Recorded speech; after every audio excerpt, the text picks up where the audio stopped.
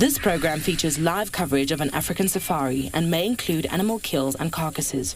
Viewer discretion is advised. Good morning, everyone, and welcome to a very gloomy day yet again on Djuma Game Reserve. It's overcast and not as ominous with all the mist around like we had yesterday morning, and substantially warmer, so that's awesome. And hopefully after all the mist yesterday and the spitting of rain the day before, we might get some leopard action. That's what I'm hoping for. Well, jump on board, everyone. I hope that you're ready for your live safari through the African bush.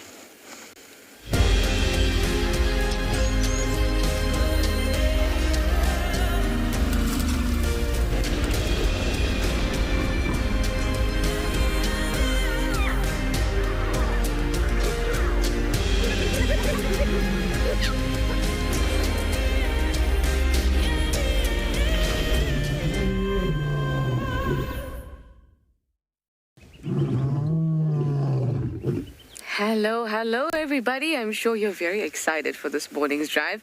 I certainly am. This weather could be a movement for predator weather, couldn't it? So that's what we're going to be looking out for this morning, looking for tracks, etc. At least here on Djuma Game Reserve, it's Andrew and I out. We've also got Obi in Tswalu and Nikki and Ngala that are out and about. I wonder what they're going to be searching for. It's me, Trishala. I've got Morgan on camera with me, and we're going to head down to the south in a bit. It's about 11 degrees Celsius, 52 degrees Fahrenheit, and we're having a look out here on quarantine where there's a very, very few antelope. But it makes sense because it seems that the lions have been around the dam and are moving towards Galagopan area at least. So Andrew's going to go follow up there. So lots of plans this morning. What are your plans this morning? I hope that's to send us your questions and comments using that hashtag WildEarth or @FC on the YouTube chat stream. Of course, you can go to our website. You can register and use our questions and comments box. We'd love to hear from all of you, especially our kids. If you're under 18, please use kids' questions at wildearth.tv.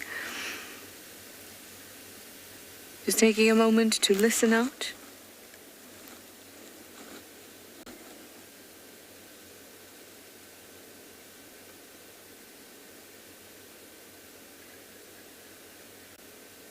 I can hear some impalas rutting, or at least the sounds that they make when they rut, but not too much else.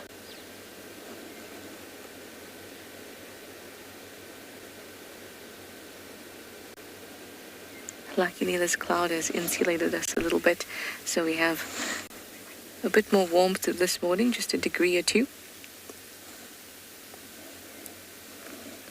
Hopefully we won't get any rain. So let's get a move on, and we'll check past, or we'll go past Treehouse Dam, and we'll check Twin Dams and move about in that area and see if we'll find anything special.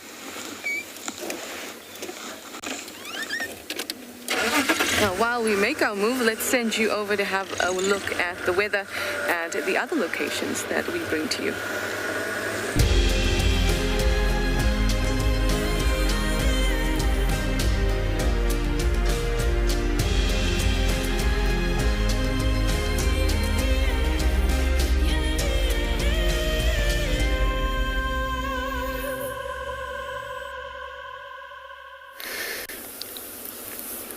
Good morning, everyone. Good morning. Welcome to Djuma Private Game Reserve. Here we're sitting at this beautiful, very beautiful dam here, Gari Dam, looking at the, looks like still 3 hippo, I think. Having actually no additional there.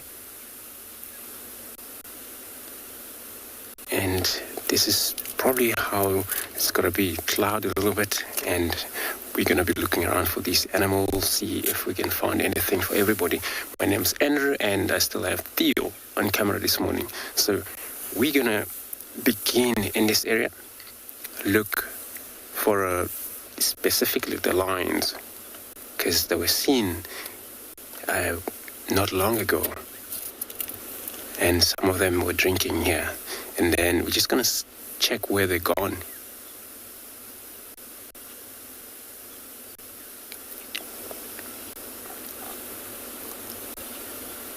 And then it'll be great able to see which bride, whether still the Talamati, whether it's Nkuhuma, because they were also south of here in the Lugari a few days ago.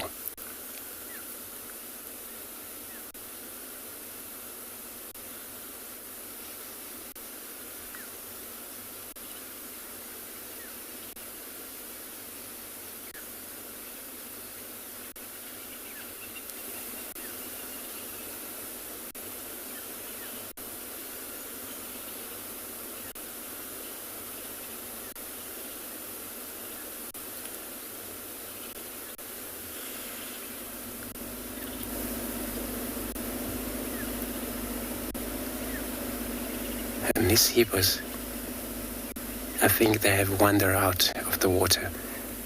Since we last saw them yesterday, they were basking on the far end of the dam, but then I think they have walked off for grazing grasses. And now the time they have returned back to the very same watering hole.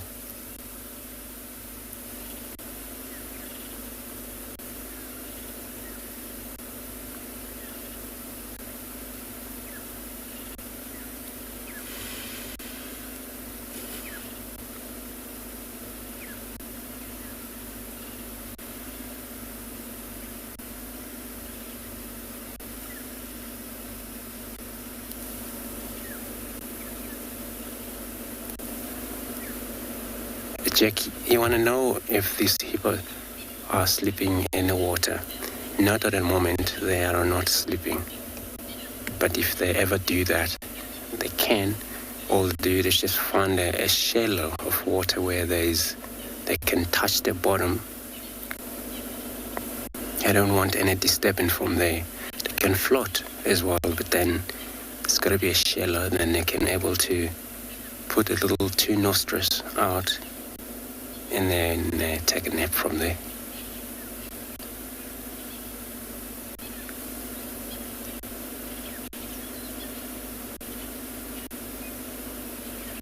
But it's also important when it's sand up, when they come and lie in sand outside the water, that is going to be really properly a nap.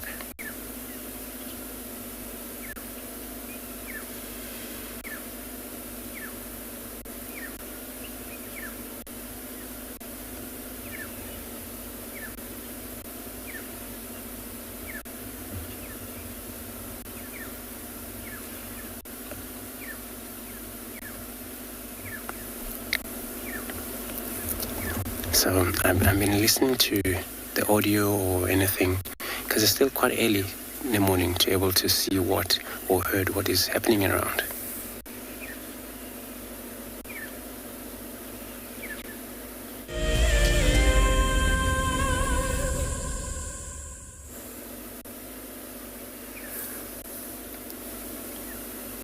So in this case, we're gonna now start to check a few roads. Now we're going to be looking for a track specifically for these lines, because since they were seen here, for us to find them we need their tracks or find them straight away.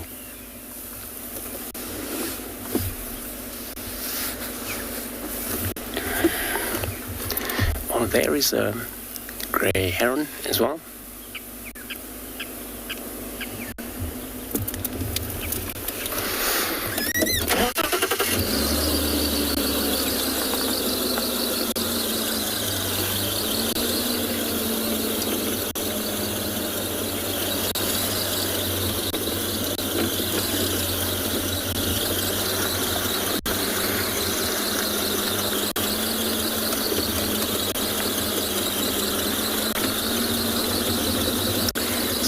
Wherever they are, these lions, either still moving, hunting, or lying on the road, resting for a bit.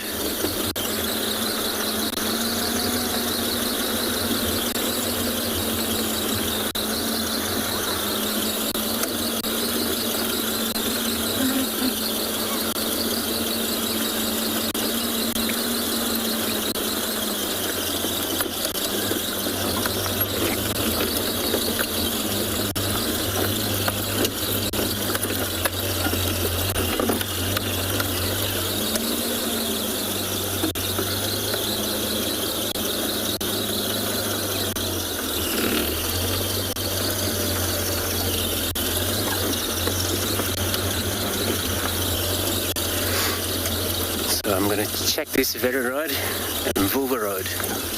That means the Hippo Road.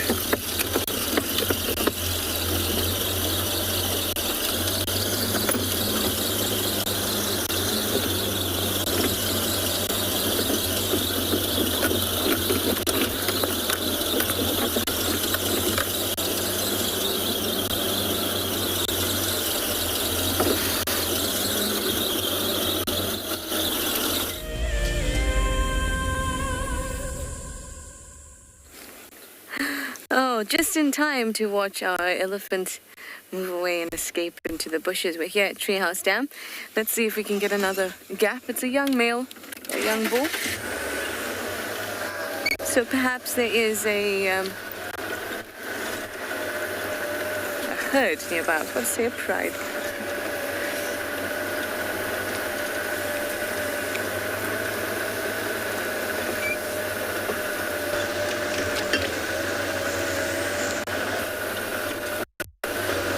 He is well and truly escaped us. Well, let's see if we can find the rest of this herd. Well, not the rest of. He looks like he's probably about 15 or so. But it's quite often that we would find these males around a herd, or not even around, but within a close vicinity to a herd. Sometimes they just want to socialize. Lots of the bigger bulls, you'll see them doing that. They're not in must anything, but they'll just come through, hang out with the herd for a little bit. Just because they'd like to socialize.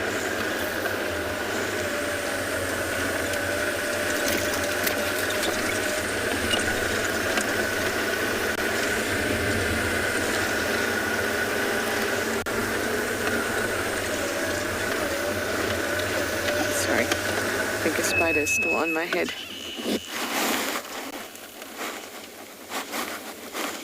There we go. Hi, Numbers. We'd like to know if there are any flamingos in the Sabi sands.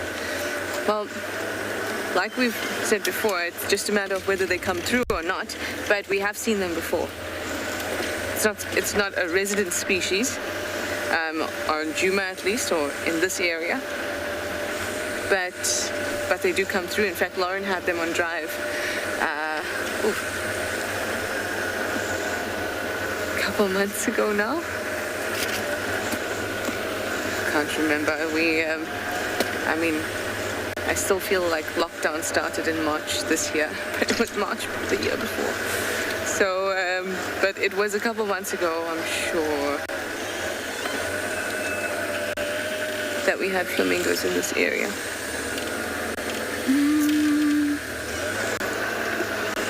Go up.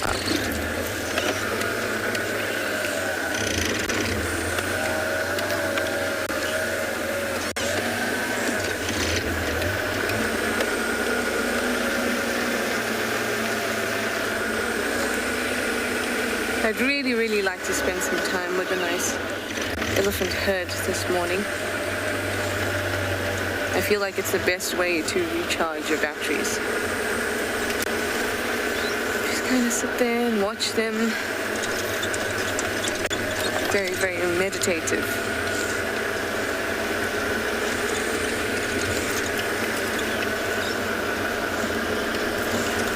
Just going to listen to this quickly because we heard some alarm calls. We had some alarm calls around Impala Plains area.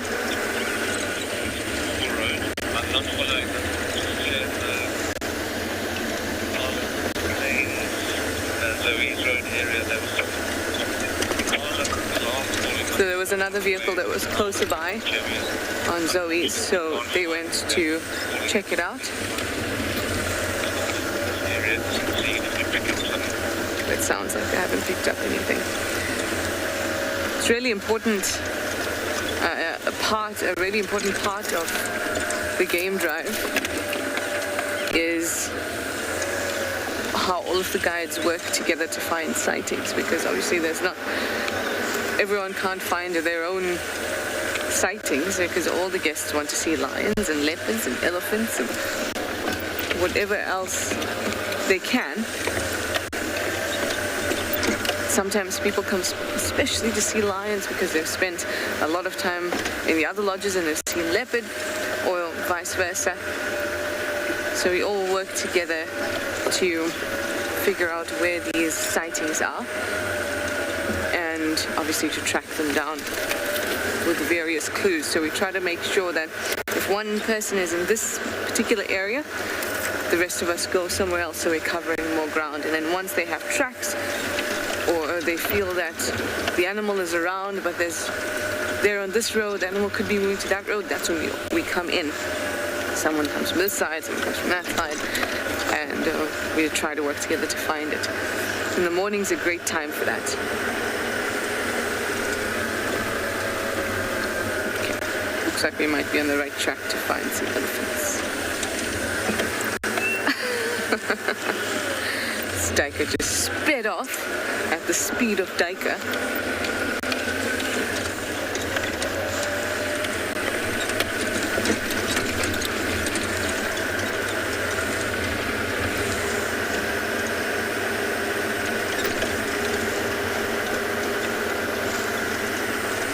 Hi Jerome, you'd like to know if we constantly get new elephants coming through Djuma. I must say, we see the usuals quite a lot, but what tends to happen is if there is a new herd, especially if it's not one with some defining features, we'll usually see them for like a couple days, and then maybe they'll move north or they'll move south or into Torchwood in the east.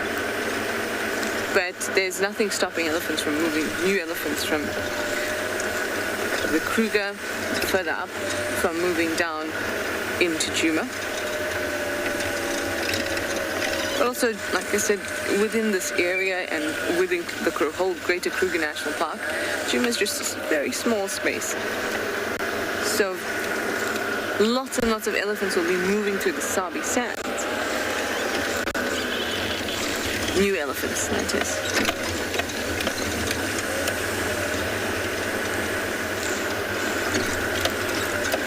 Sometimes you can tell if an elephant is brand new to this area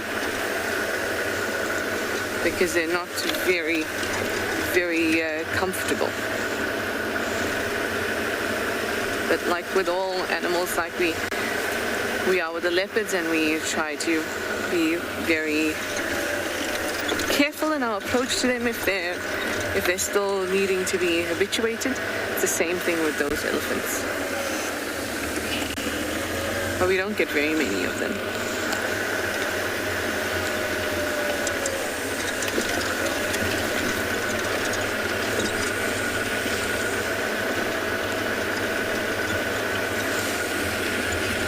I'm hoping, I saw some elephant tracks going across. Okay, hopefully I found them.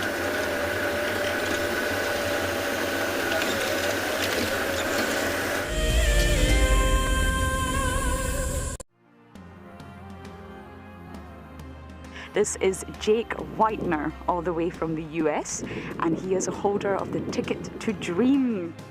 I decided to support and buy the Ticket to Dream to help WildEarth in its mission of conservancy towards animals and the environment. If you want to go on safari with a WildEarth guide, whilst honing your bush knowledge and of course featuring in one of our shows, then head over to our website. And I would highly recommend that people would be involved in that program. Sign up to be a WildEarth explorer and you could be making your first ever on-screen appearance.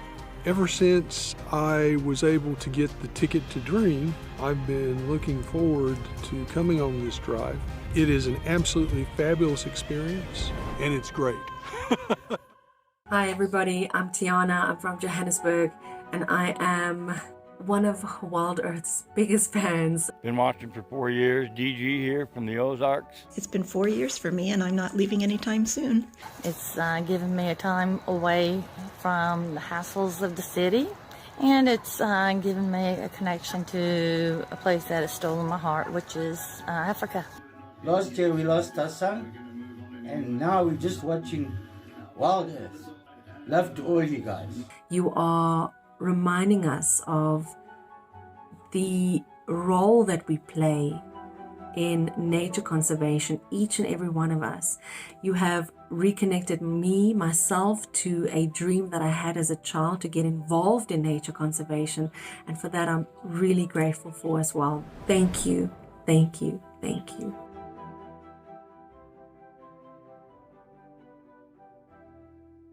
My name is Ross and I'm a field guide at andBeyond Phinda Private Game Reserve. I love getting questions from guests on WildEarth because I love sharing and learning information about nature with new people, and it also makes me feel like you're all joining me in real life. If you want to ask a question on WildEarth, then you need to register on our website. Once registered, go to our live safari page and submit your question below our live feed.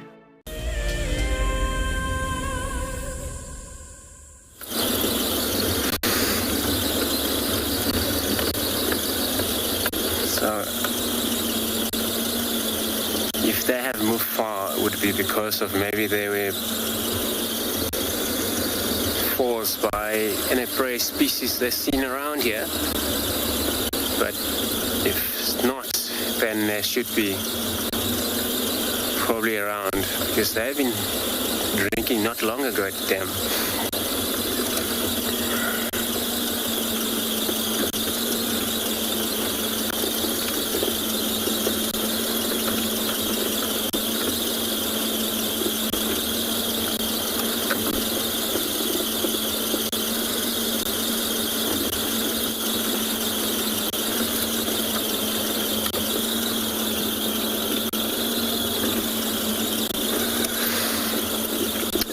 So you're asking if there's only 2 prides living in this area?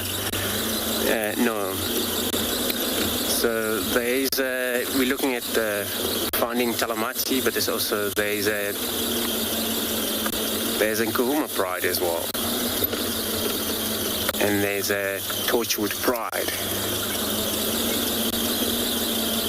Those are pretty much slightly to the east of here, but they belong to an area.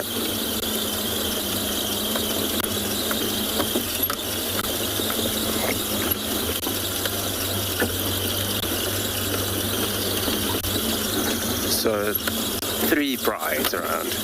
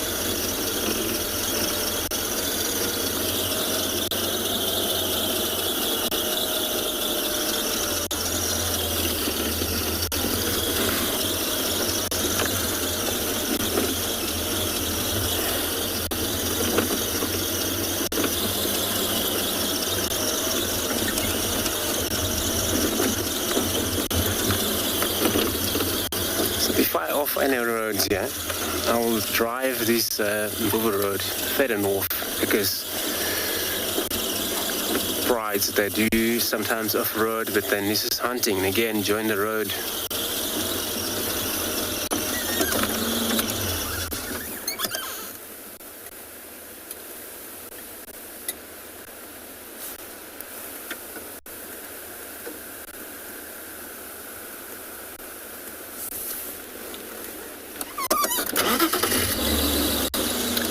Thought I heard something like barking, but maybe it's not really.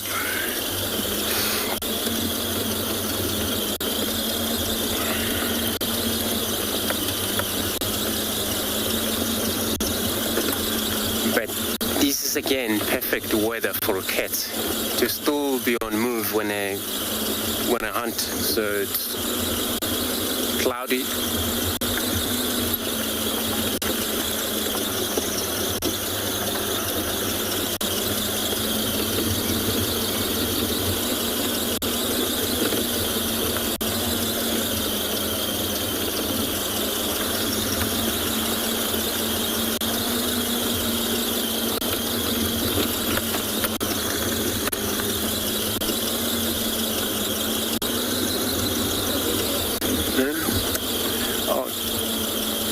You got them? Theo is so cool. I don't see nothing still, but looks like Theo got them. Yes, indeed, on the road. Got a pride of line.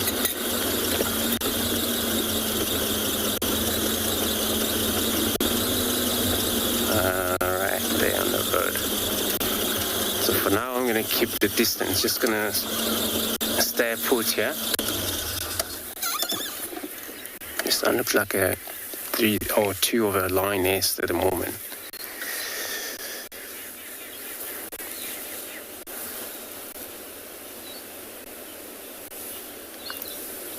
It happens maybe it's more of them in this bush. They were doing the same yesterday. Some they were on the road, some they were just lying on the tall grasses.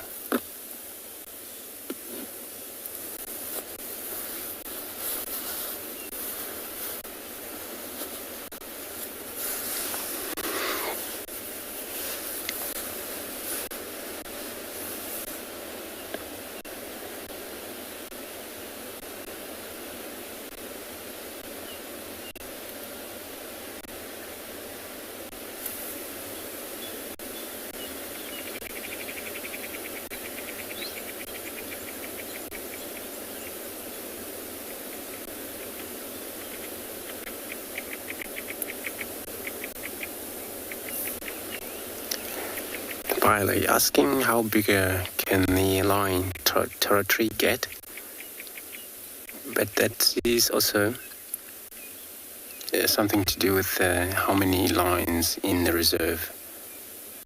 If there is not much, a male lion can occupy from 18 square kilometers,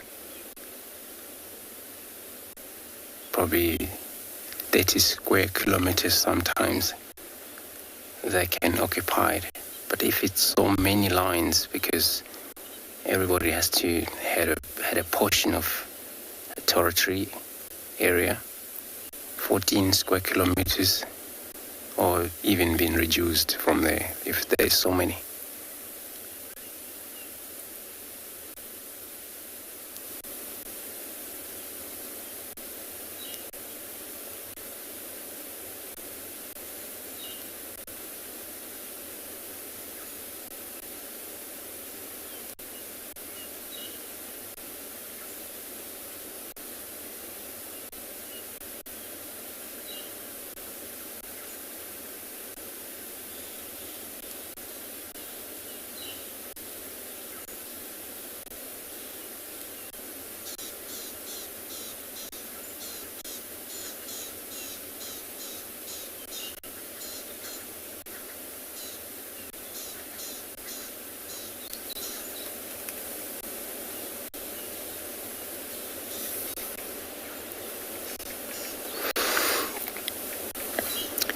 Yes,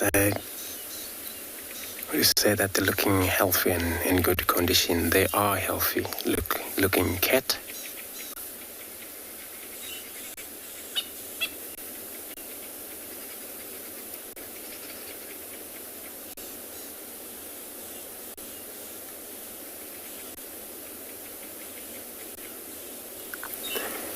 You know, what makes a lion healthy is once there's not much of disease involved in them, and then they sustain in pride, and then able to cooperate well, since it's actually a very good number of them, cooperate hunting, and then they kill well, and that's it for the lions in the wild. They would be really, really well looking, just like what you see right here.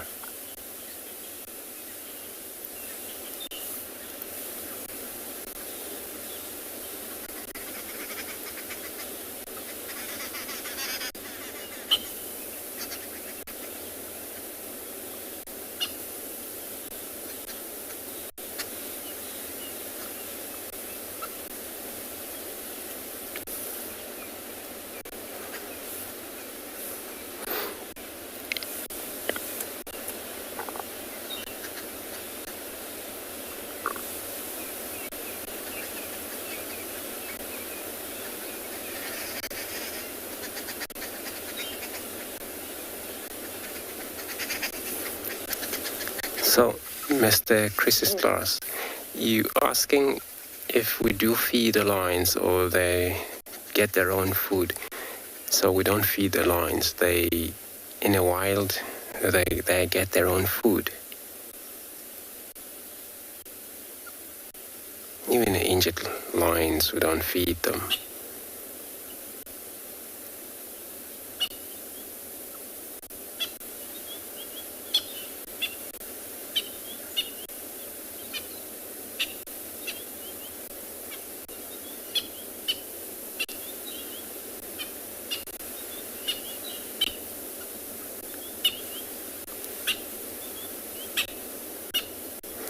There is a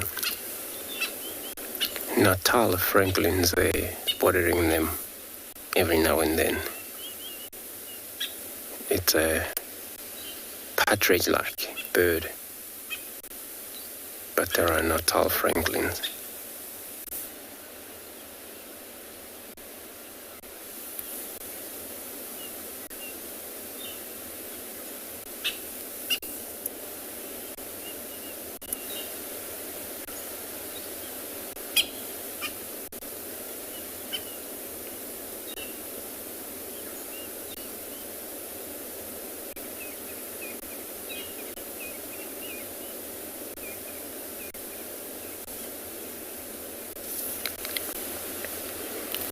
Looks like she's moving.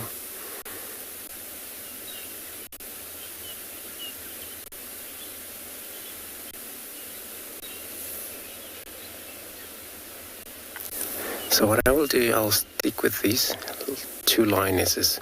We'll possibly maybe see more of them if they all bride here. I'm going to be sending you across to Trish.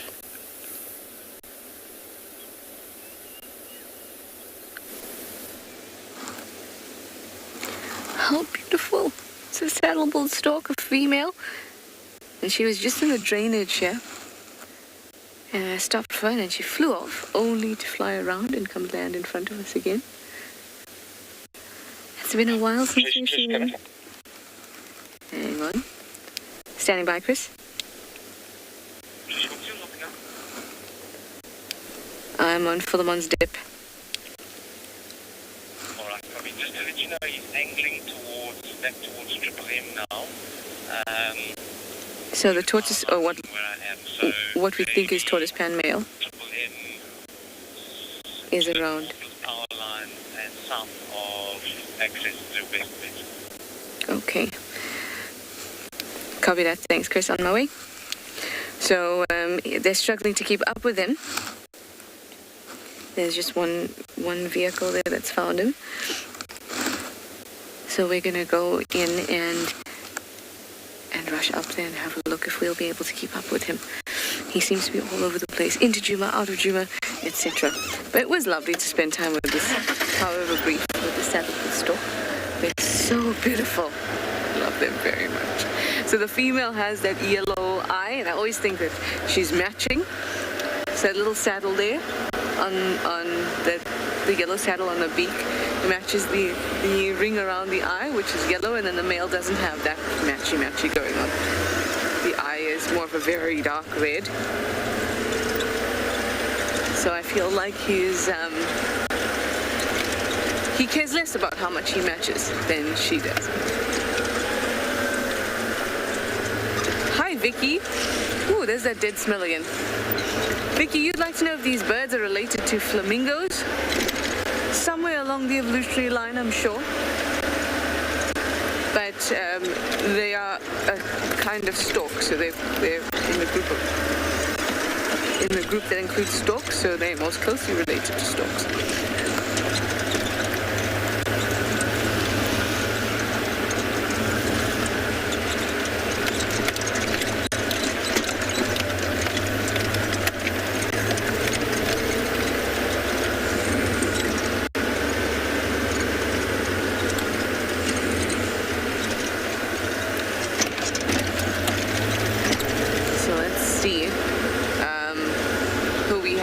Obviously, the majority of us that are guiding in this area at the moment, in the northern Sabi sands, haven't spent, or at least this portion, this Gari portion, haven't actually spent a lot of time with Dwarf. So, and where he's moving, it's kind of into where we find Tswalu often. So it's interesting. His movements, his sudden appearance, twice now in the last 3 days, since Friday. And who knows how many other times that we haven't actually found him. So it's interesting that this shift is taking place with the males in this area.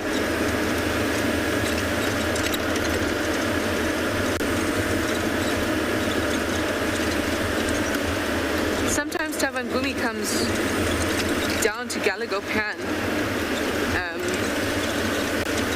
A couple, I think Lauren and Darby stint, he came down to Galagopan and they found him there. We found him on Aubrey's Road onto Viatella Access, and of course in the north by Sydney's Dam and Triple M area.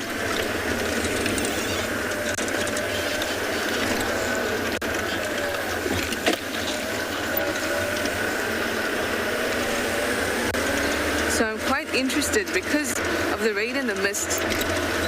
The leopards will be scent marking quite a lot now, reaffirming their boundaries. And I wonder if we're going to get a chance to see where exactly his boundary is, which would be awesome.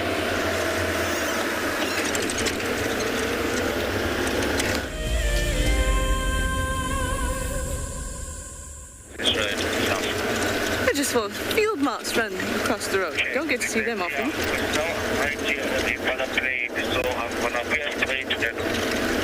Okay, let's see what our... West of sandy patch, but I'm also getting some big dongas here, so I'm going to try and stay with it. Yeah, and what is the best approach? Triple M south of the gate. Okay, so we're going to go straight out.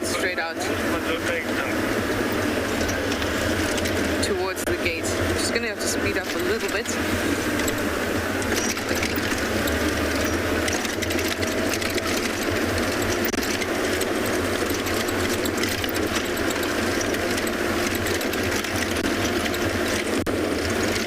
In the daylight, it's much easier to speed up than it is in the evening.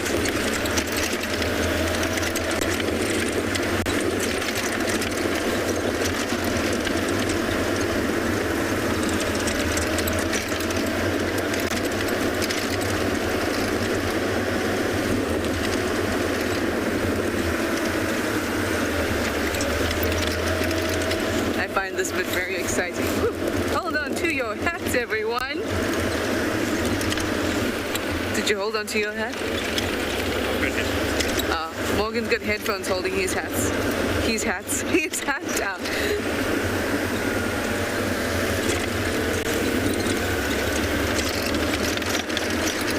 I find it very difficult, not that it really matters to you, but I find it very difficult to find a cap that can fit my head properly, let alone one that can fit my head properly and have zero branding on it. And you won't realize until you have to go looking for one just how difficult that is. All right, we're almost at the tele-access in Triple M. I hope that we'll be lucky. We'll see him walking on the road in an open area.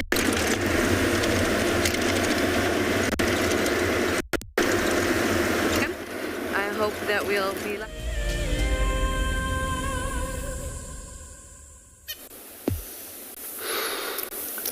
So we are still sitting here, and then I try to reposition, but I still had a visual of these two liners, so there's no additional still. I'm just gonna wait. Probably maybe they're separated.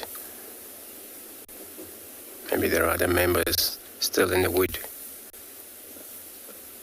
But they are looking around as well, so it's a sign that maybe it could be more of them somewhere.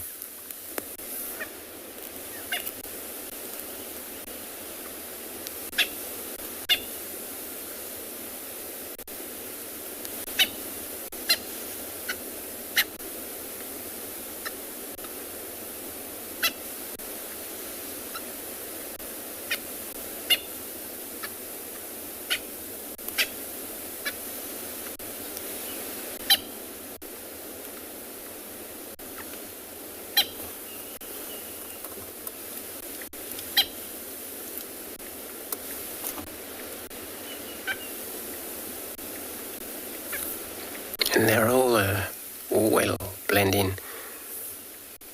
They just look like these grasses as well.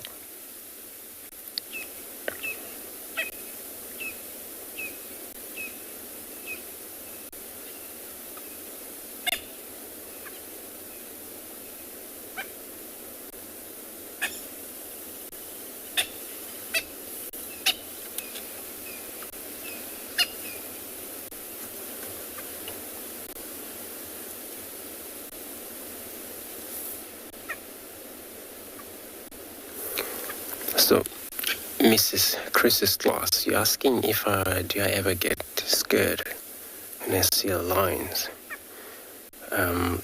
Not at all. I don't get scared. So I love tracking cats on foot as well. And this trekking on foot sometimes makes you walk away from the vehicle for maybe at least a kilometer if you really want to track them and find out how they have gone into that thick.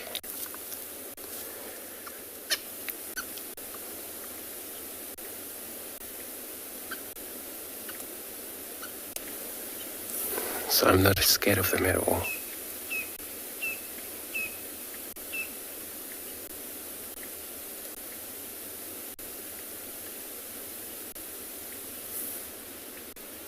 Oops, she's gonna head back to the sister.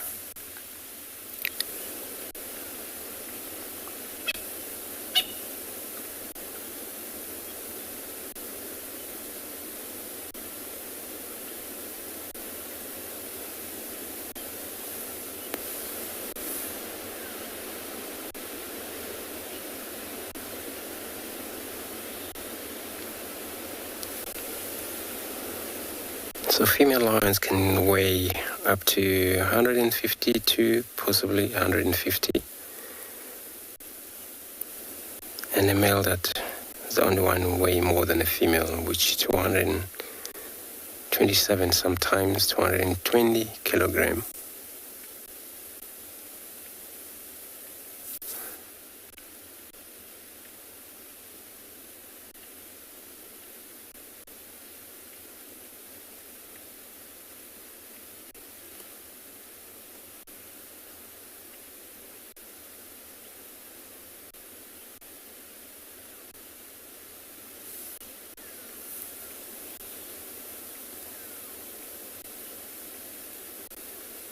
And they're all just move to the bush.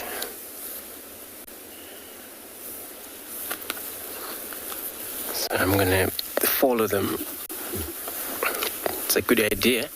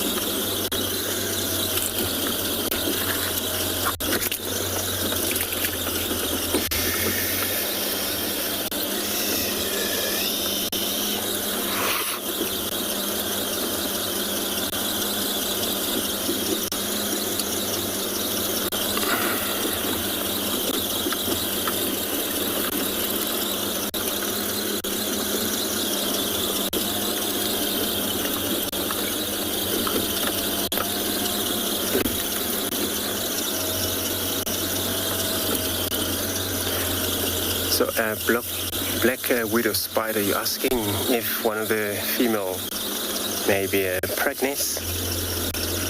I thought so. Only realize when she's mobile, the tummy is huge compared to the other one. So it may happen that she's pregnant.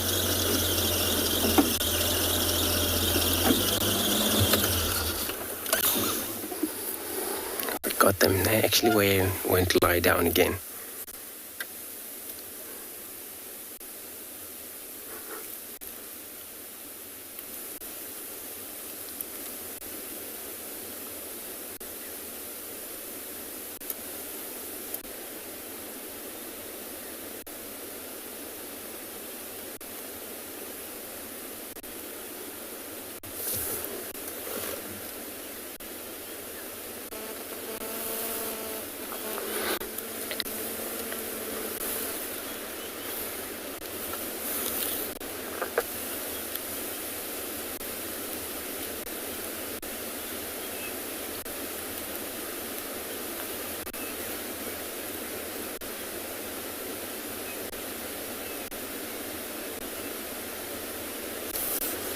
So if she are carrying,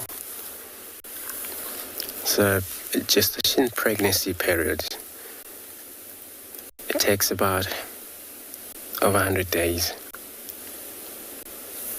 And she will then deliver.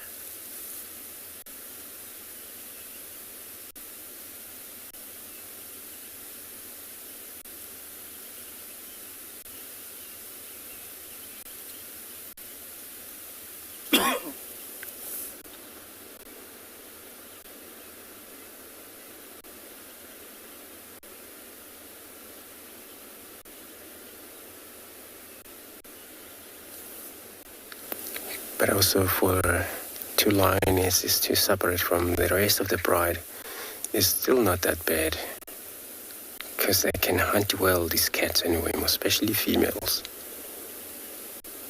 And they still cooperate hunt even though there are only two of them.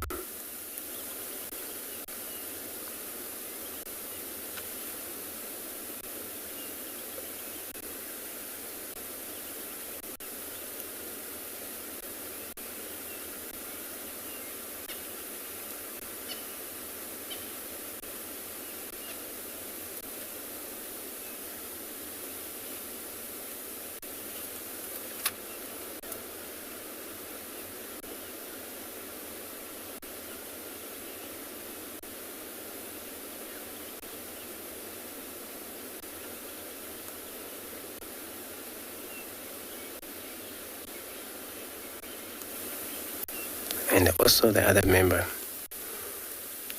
they would be also doing their own thing, but aware of these two not in a group.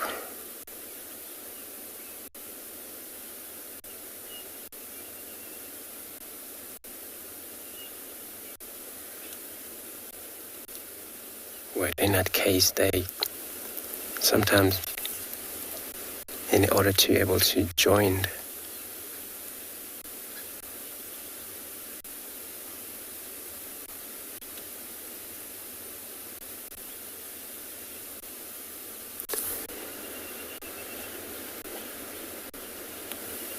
Melody, you're asking how often do the lions hunt and how long they can go without food.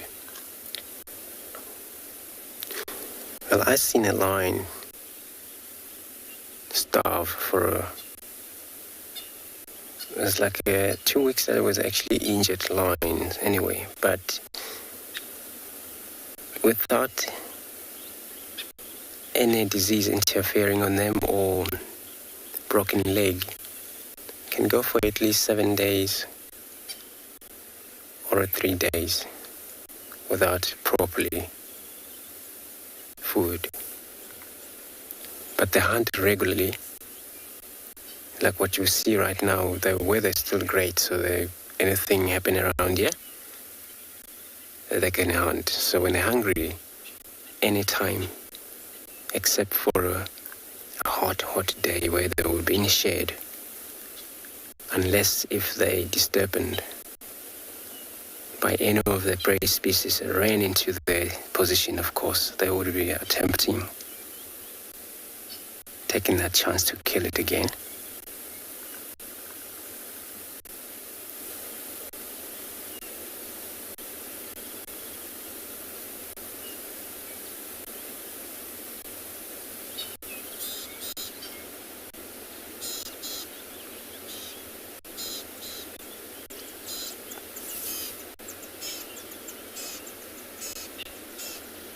And also being a nocturnal, it's one of the reasons that when they take it easy during the day, they're saving conceiving a lot of energy for the next movement, which is most at night when they get mobile.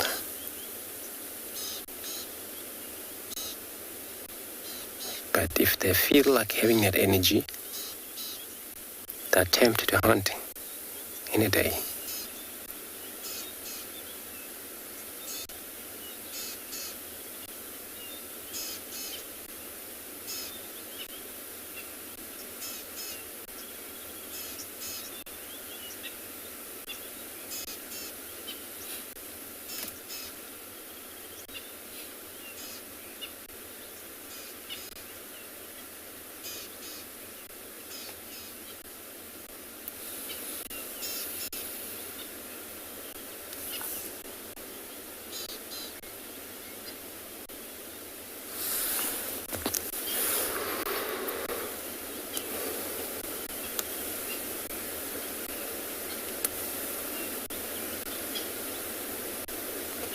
if they may take it easy around here,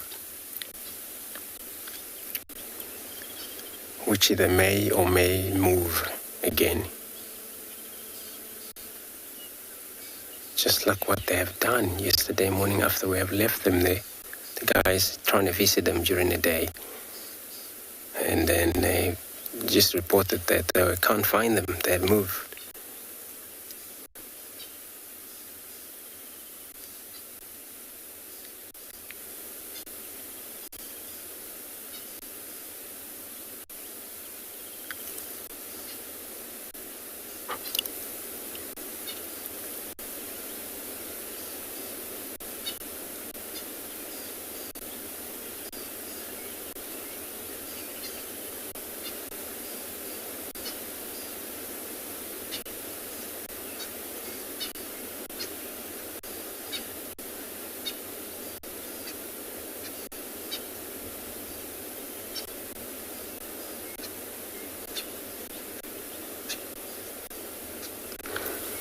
So I'm going to stay put to see what the action will be about these two cats. I'm going to be sending you across to OB to say hello to everybody.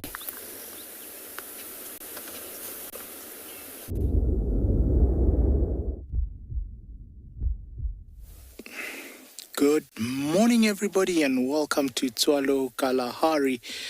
Another very beautiful morning. A little bit hazy, but very, very pleasant. Actually doesn't really feel like a winter morning out here, but look at the corona back there welcoming us. As I said, good morning. My name is Obakeng, and behind the camera there we've got Gerrit doing a very wonderful job for us. This morning, what I'm thinking of doing is actually heading more southwest of the reserve and see if we can locate on one of our meerkat colonies and see what they are up to in this pleasant morning light. So join me, and I'm gonna be driving along and chatting to you as we just getting closer to that area. So stick with us. Has been a while. It really feels good to be back. So let's see what the Kalahari has for us.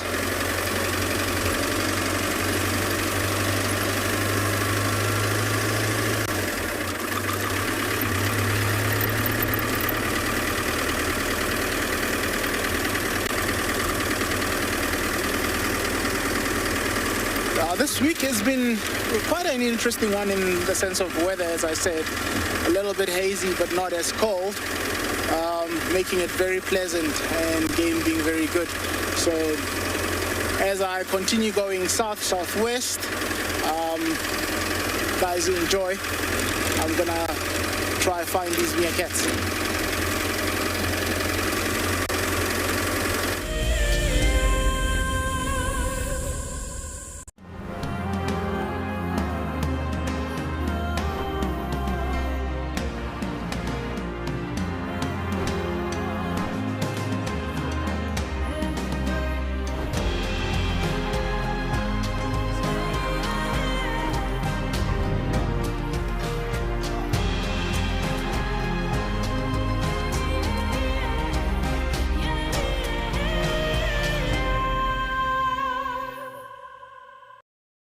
Founded in 1973, the Endangered Wildlife Trust has consistently and effectively worked towards achieving our conservation legacy.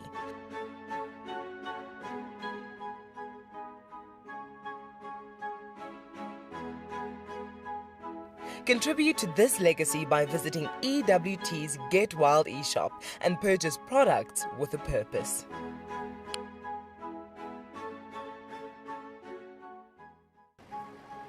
I love being a cam-up for WildEarth.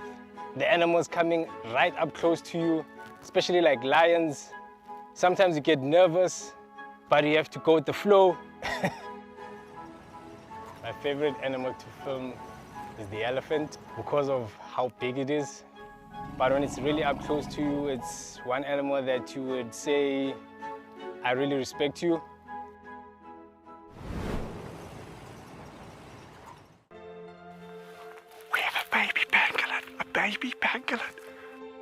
This is off the charts.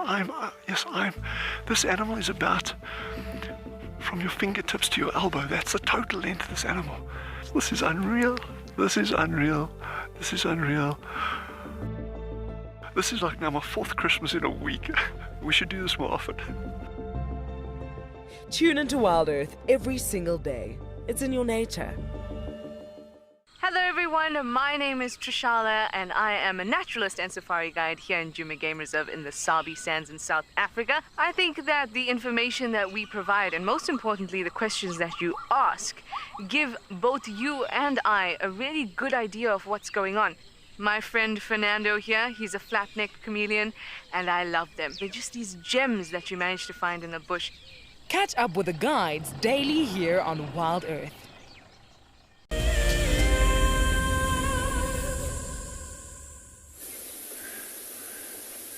So a warm welcome to andBeyond in Ngala. We're currently looking at 2 giraffes that are feeding off a tree, and just in the back there's actually some more. Just notice what they're doing now. There was a francolin that flew up from the left. Often if there's a predator or something that moves through the grass and the francolin's disturbed, it could catch the attention of some of the other animals, like these giraffes we're looking at. So I'm Nikki, I'm going to be your ranger this morning on drive, and with me on camera we have Owen. So just to give you an idea, we were in an area earlier on looking for the lions. We found them, but they were in such a dense area we couldn't really view them. And so unfortunately we moved on to this another beautiful scene here with zebra, giraffe and impala. But have a look at this interesting thing with the zebra. Do you see like the top part of the mane is missing? And I wonder maybe if that has something to do with the predator, or what could be the reason for this. I can't see any blood around, but I can imagine like if a lion tried to grab hold of the zebra around the neck and maybe try to bite the zebra behind the neck, maybe it could have pulled that hair off, because it's a very unusual split in the hair there. And I can't imagine why or how it could just lose that unless something probably pulled that out.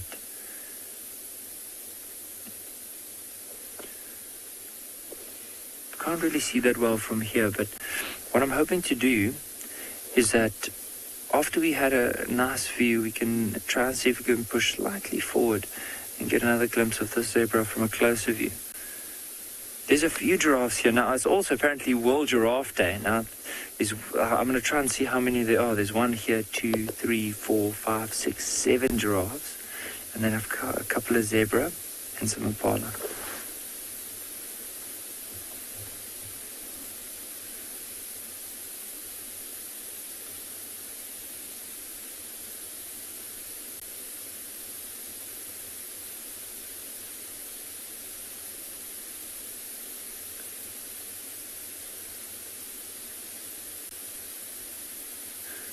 It's amazing to see how this giraffe is stripping the leaves off so quickly.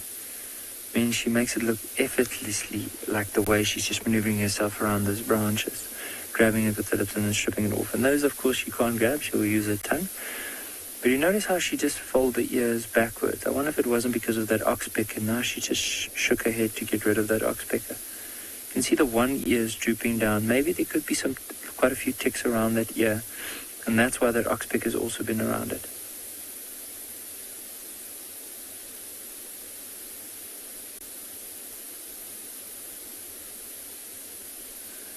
What you can notice is, look at those beautiful eyelashes. Every girl's dream. Now, imagine being a giraffe and feeding off trees that have a lot of thorns on it. How careful you need to be in order to make sure that she doesn't prick out her eyes. And so having those long eyelashes actually helps her that as soon as there's a branch that gets near her eye, she can actually maneuver her eye around it or actually just close the eye to protect it.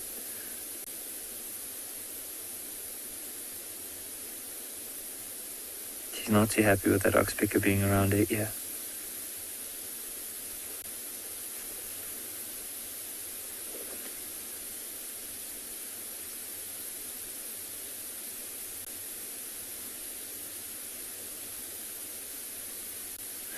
Even if you look behind her, the Drakensberg mountain range, it is just such a beautiful scene.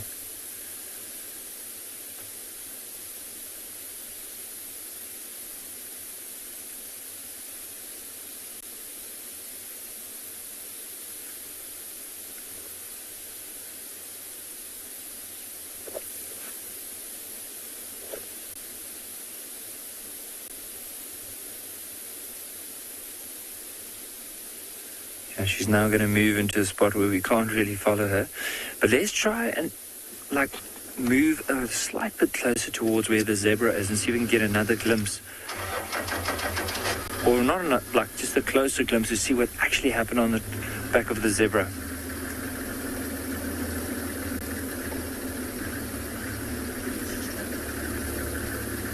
Owen thinks the zebra is just trying to be cool, but we'll just have to, I think here should be good.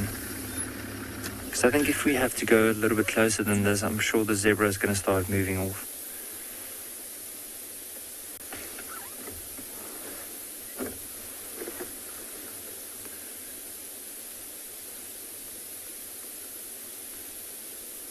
That's very interesting. I agree with all of you, it is just such a beautiful scene.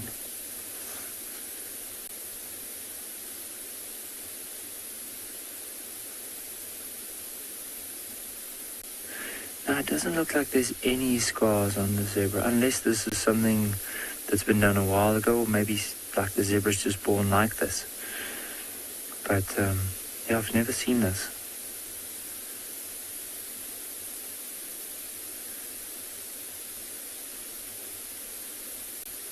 It is a beautiful scene. Often I found when you see zebra or even giraffe, you always find zebra around them.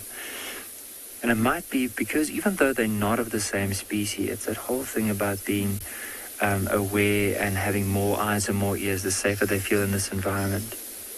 You'll hear this screeching sound that's moving over us. That's from the oxpeckers. So sometimes if you do walk in the bush and you hear these birds flying out from a dense thicket, you know, all right, maybe it's not a great idea to walk there, because there could be, of course, some of the more common things, but there could also be like a buffalo bull or rhino in that area.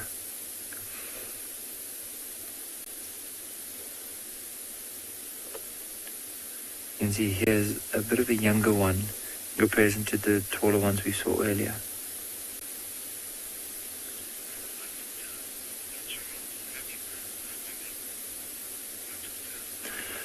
But Tuta, they are herbivores, giraffe.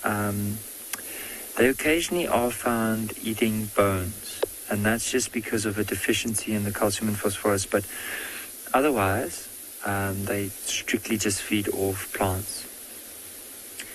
And even when they chew the bones, they don't swallow the bones whole. They actually just grind it into, like those that they can, they chew it, and like, of course, the powder that then comes off of it is what they swallow in order to help with that deficiency.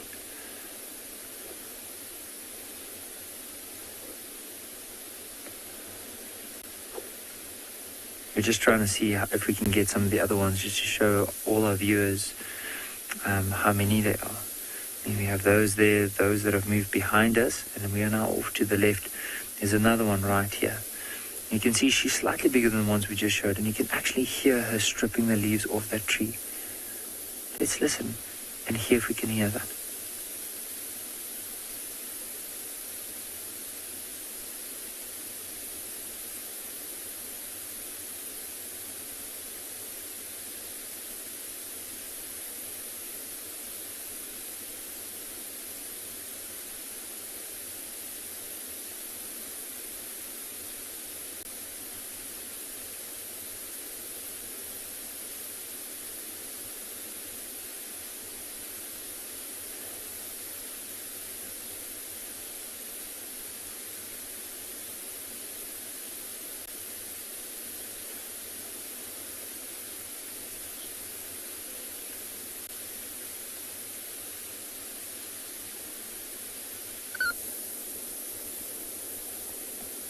It's an incredible scene. Like the one giraffe is directly behind us now. She's not even 6 meters away from us. The zebra are moving closer.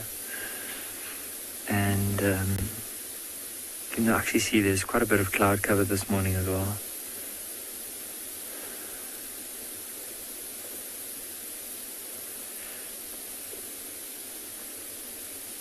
Just try and listen to the noises around us as we appreciate the scene.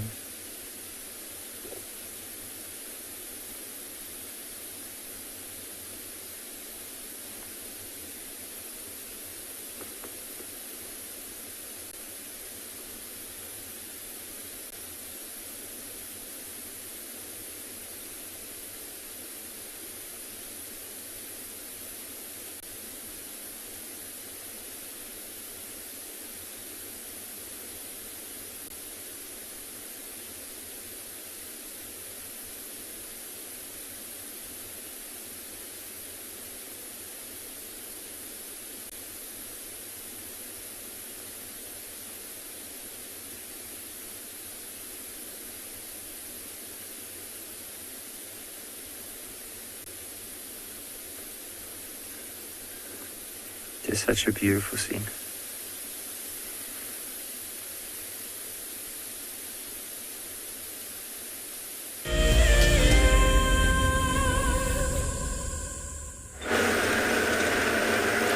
We are not with tortoise pan male, as you can tell. But I'll tell you about that whole adventure in a bit. I want to look at this dead leadwood because often little things just poke their heads out as we watch. Like squirrels. It's a little early for the squirrels. Well, rather, the temperature is not exactly perfect for them just yet. Their small little bodies need to be warmed up. So you'll see them on the bark, or rather on the actual trunk of the tree, stretched out and sunning themselves. And I love watching that. It's very cute. At this base of this tree, I once stepped onto Thandi. Like, almost stepped out of the vehicle and onto her because she was crouched low at the bottom of the tree, and I stopped to look for the chameleon in that little shrub next to it. And then I was about to hop off the car, and then BK's like, the leopard. And I was like, what are you talking about, BK? And he's like, I thought you stopped for the leopard. I didn't know you were stopping for the chameleon. Did see my life flash before my eyes. Especially with a leopard like Thandi, who just looked at me. Like, I need to reverse right now. It's one of my favorite leadwoods on Djuma. I think the biggest and most beautiful one being the one where the battaliers hang out. But this one also, because of that incident and also the proximity to where the chameleon I spent so much time with lived, I have a particular love for this leadwood. I especially like the way that their inner bark, so the outer bark has fallen away. This is a dead tree, so the outer bark has fallen away now. And what we're seeing is the inner bark that has this wavy-like pattern. It almost looks like oil paint in water. It's really, really beautiful, and all leadwoods that are still standing have the same kind of pattern and really makes for some great photos and great sightings.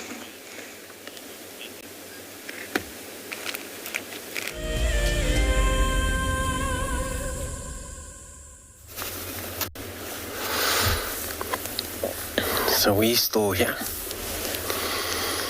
looking at the two lionesses. Hasn't been any sign of any contact call or a contact call from the other member.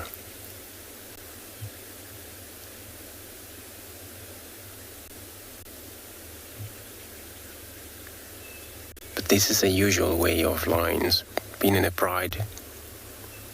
May separate during the hunt.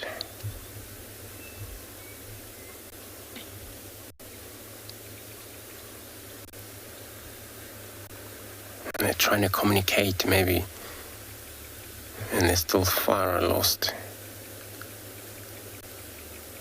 Or maybe they probably know where the pride, which direction. Maybe they can't just move straight there now.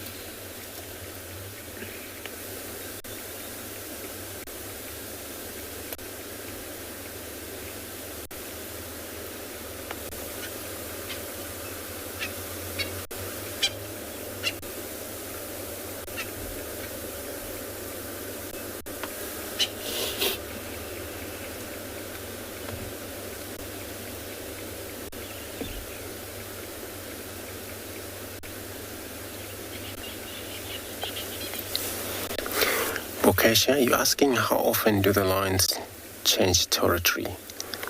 But firstly, that is something to do with their power.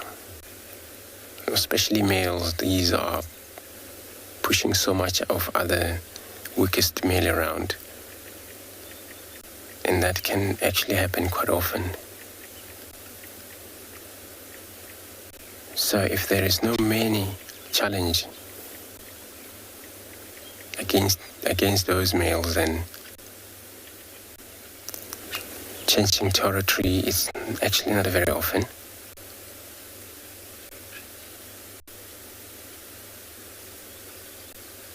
We have been actually seeing that happen, where result is not good because a fight,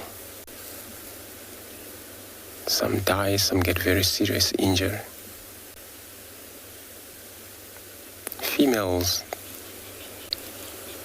territory overlap pretty much, so they also rely on males' territory.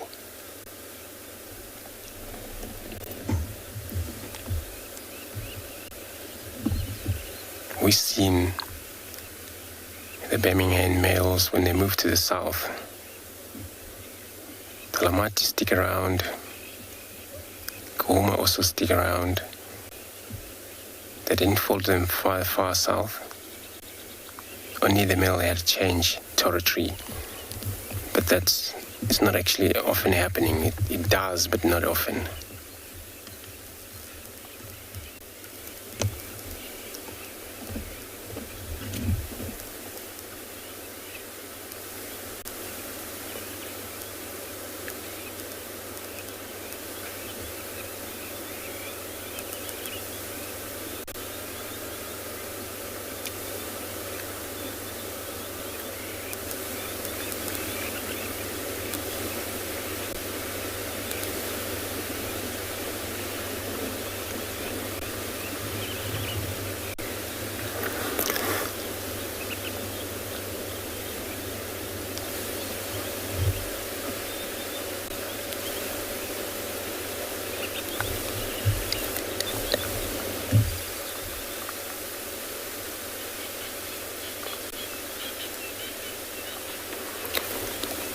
Kinkers at last. You're asking how often do lions have cubs, and how many can they have?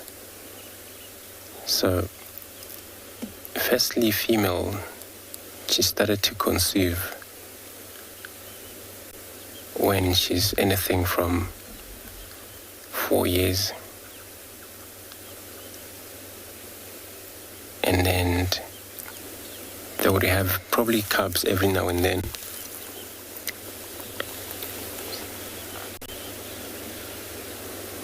So every probably 35 days, 40 days,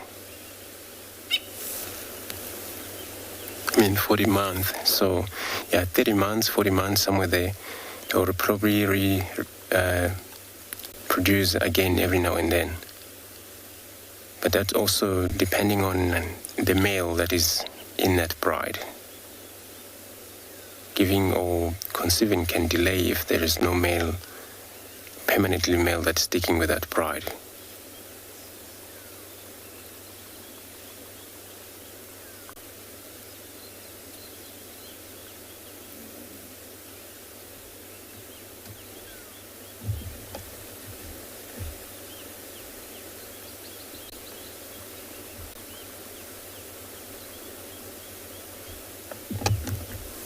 But for the males, it requires a lot of strength for them to be able to dominate, reproduce, and can reproduce when they're anything from 4 years, but 5 years. The only thing is, then they gotta be strong enough to defend their offsprings, which maybe that's not happening, because they're still too young. Probably are overcome by the stronger male around, push them off, and their offspring killed. So for male, it's not really possible.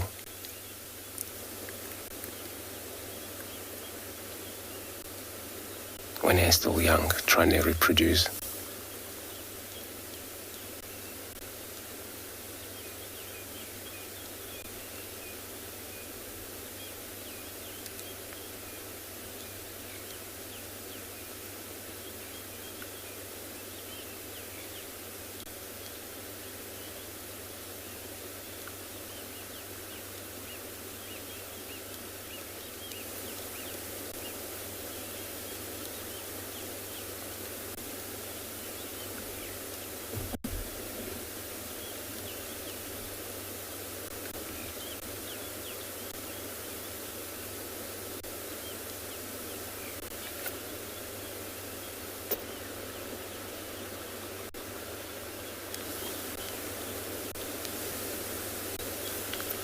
So I'm going to stay here till we see what is going to be happening afterwards.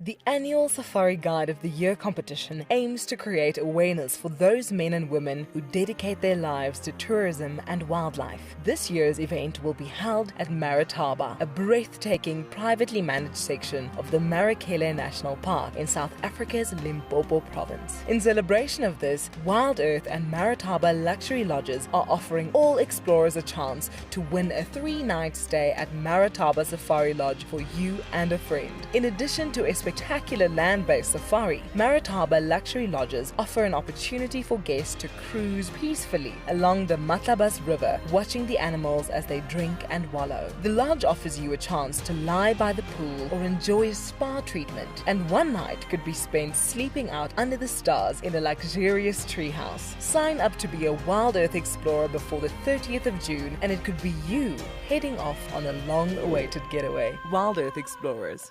It's in your nature. Educating our youth about the environmental threats we face is critical.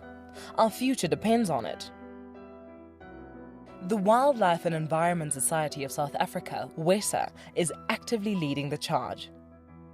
Their goal is to encourage children to fall in love with our natural world and to empower them to live sustainably in the future. Through their school programs, the children learn to report on environmental issues through videos, articles, and photos. The YRE program has changed my life in so many beneficial ways. Being out there at the workshops, I was entitled to talk with others, socialize, as well as my writing skills and leadership skills have improved, so it has been great. WESA is a membership-based organization. By joining WESA, you will be helping to provide valuable support for these youth education initiatives. My name is Lauren, and I'm currently working in Djuma Private Game Reserve here in South Africa. I love answering your questions during the live safaris. It's my favorite part. It feels like you're on the vehicle with me, and I'm able to teach you exactly what you want to know. If you want to ask a question on WildEarth, then you need to register on our website. Once registered, you must go to the live safari page and ask your question below the live feed.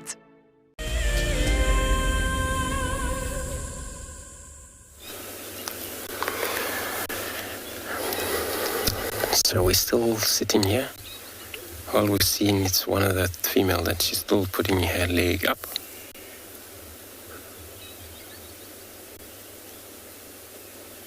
You can see how the teeth swollen, so she conceived.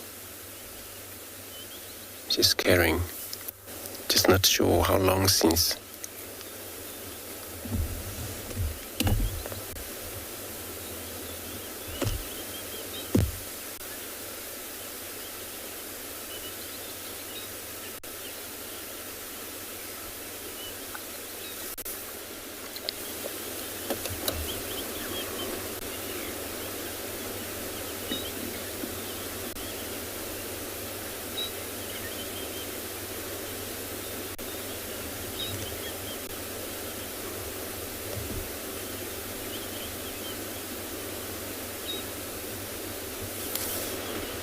You can see how the underbelly is so paler than the rest of the body. That is something to do with the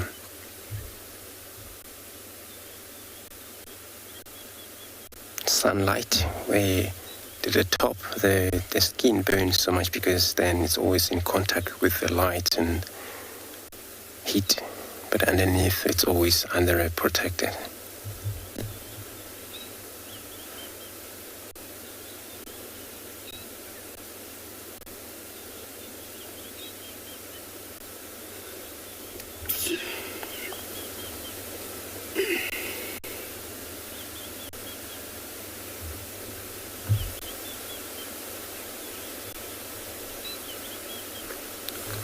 So if you do give birth, lion give birth to about 6 cubs, been born.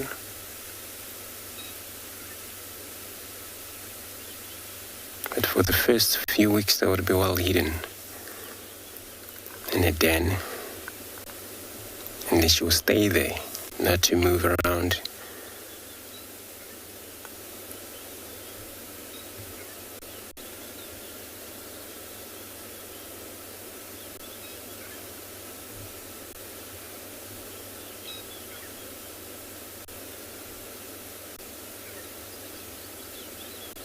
And it's so important, the other member, they have to know the area.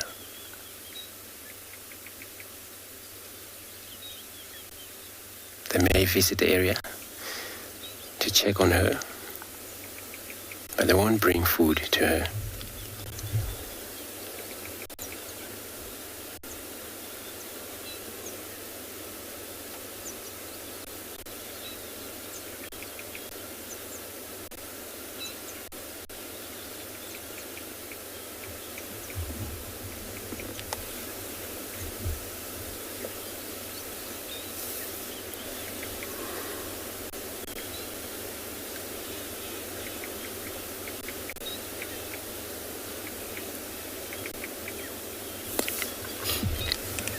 Nazarene, you're asking how do I know how old this lion is? So the one showing its pregnancy, it looks older than the other one.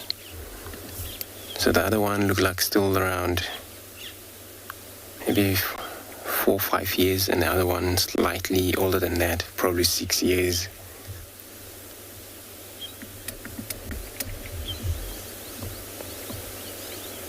And the other one, still a lot of pattern, slightly, that's still showing on her.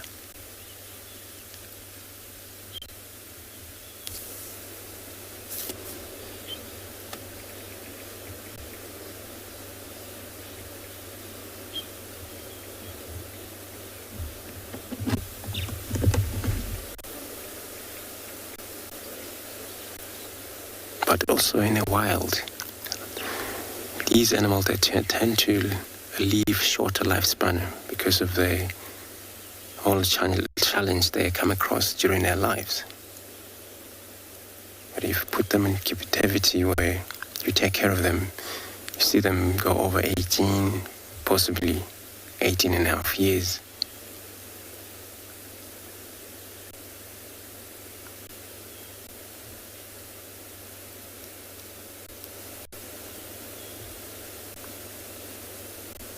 But back in this wild, we've seen them die age of 15, the females. The males, if they ever reach 16, 17 years out here, then they're very lucky.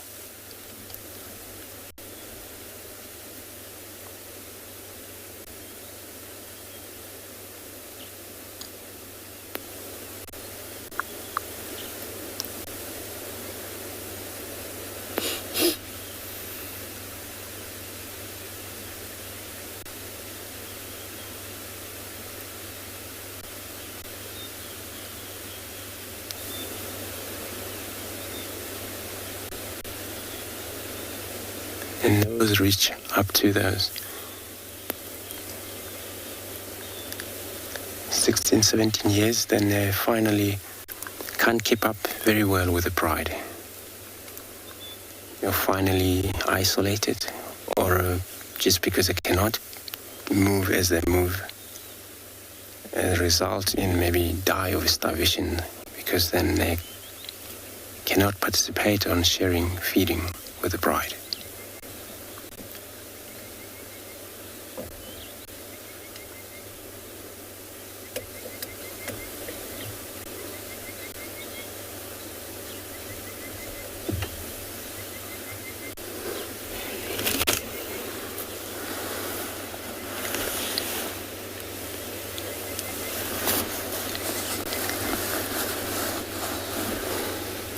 Michael, you're asking what is my first sighting of Talamatis? Sure. I'll try and remember that, but a while ago. But started from hearing the name Talamatis back in the Kruger Park, is probably in places where there's called Talamati. And this is where they came from.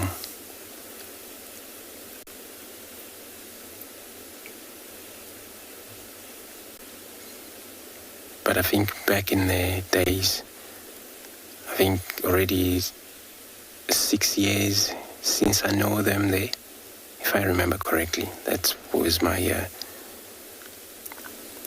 first time seeing them in one of the big dam up in the north, Beverlysook. That's where they were seen first coming into that area.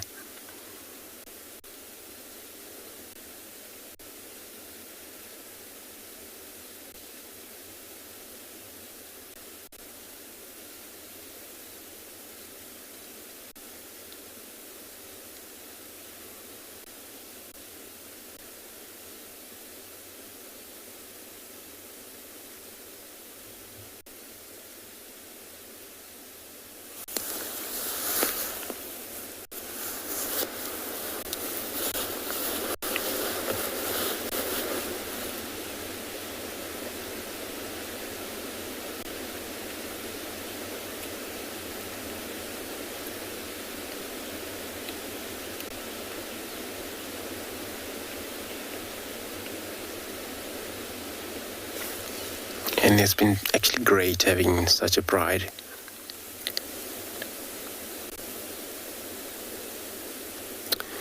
They've been threatened a lot by different male around here. When just after the Birmingham, the Mapocho disappeared, and this is when they came in. But those knows very well they're of Mapocho. It's Nkuhuma pride, which they've been forever in this area.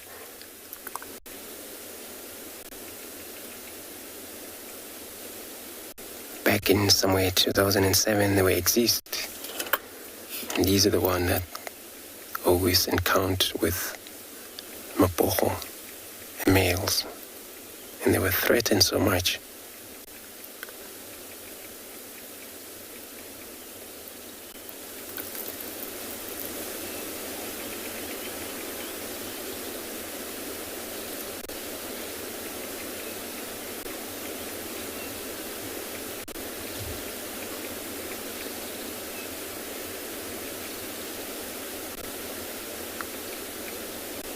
And that's where we saw them disappear back into Kruger Park. How far, I'm not sure, in there. But I only returned back here when all the issues of Mapocho settled down.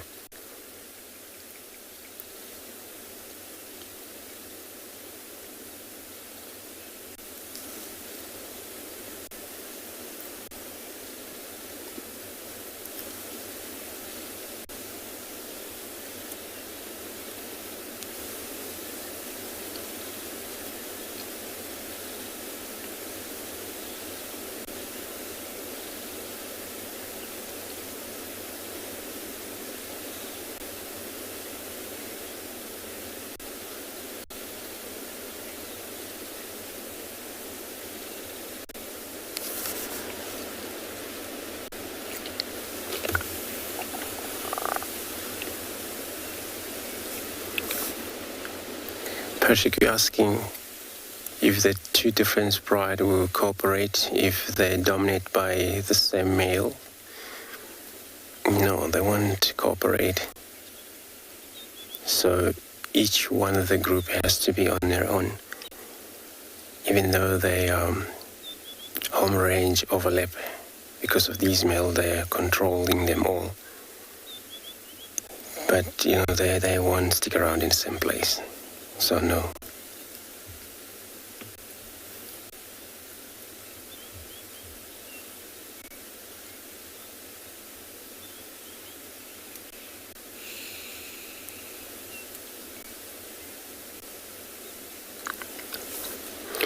And we actually observed that.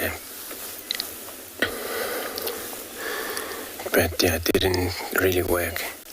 So I'm gonna stay put here, otherwise I'm going to also look for something else. If there is no movement with this bride, I'm going to be sending you across to Trishal, which she's also on the move.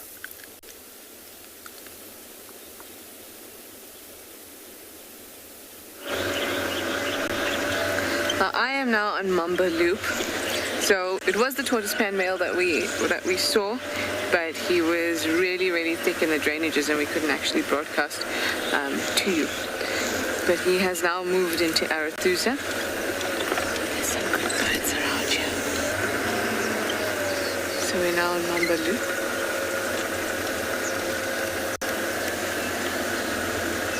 We're just going to sit here and wait for a little bit. You can hear there's a lot of movement, a lot of birds around. Let's move a little bit further out because there seems to be quite a lot here, quite a lot there.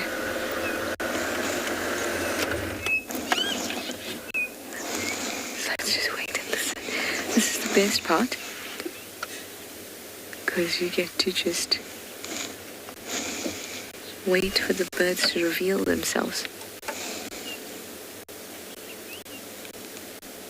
And then for Morgan and I, it's going to be a game of, do you have the bird I'm pointing to?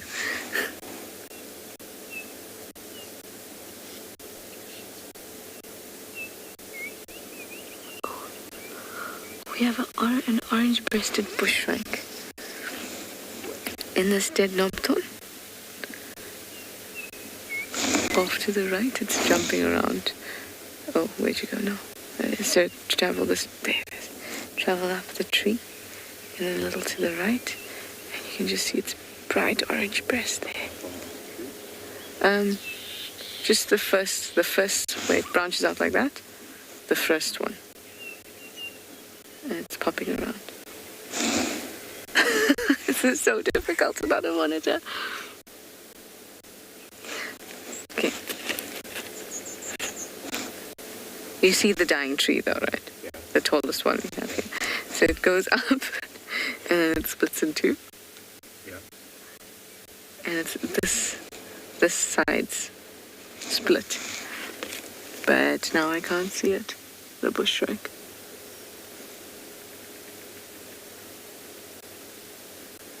Closing down for a short break on first. Thanks for letting us know that. It is, okay, it's still there. It's just at the top of that same portion.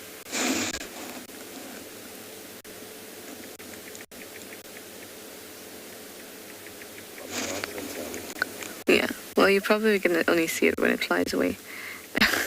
There it goes.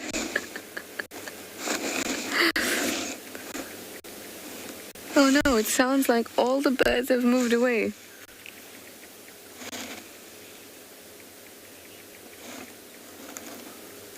Hi Jamie, you'd like to know if there are many birds that sound very similar to each other?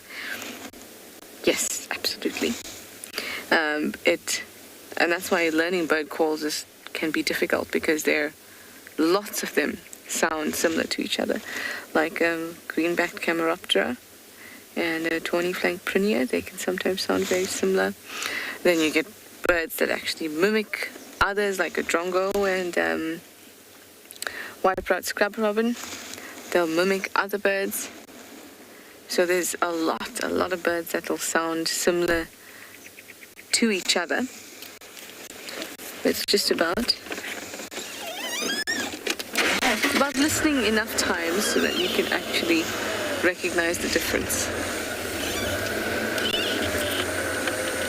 Now it seems that the birds have moved in this direction.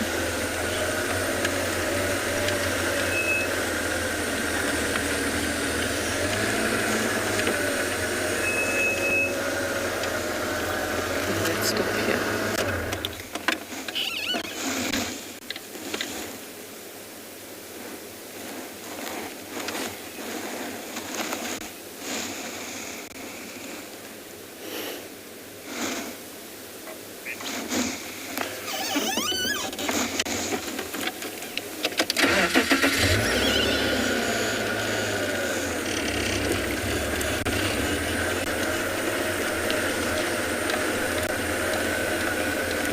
Mamba Loop is always a great place for birds because there's a nice drainage just off to my right here.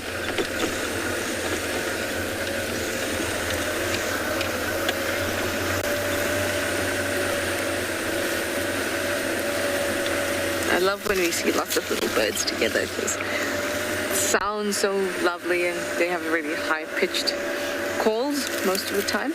So you get this mix of very sweet high-pitched calls and lots of flutterings of color. It's very pretty. Here we have the great big Temboti tree. It is huge and it's really, really branched out from the base. There might be multiple trees that have branched out there, but I think it's one who's maybe was cut down as a youngster or broken as a youngster and then moved off in all directions from the base. It's actually one of the iconic Tembotis here in Djuma.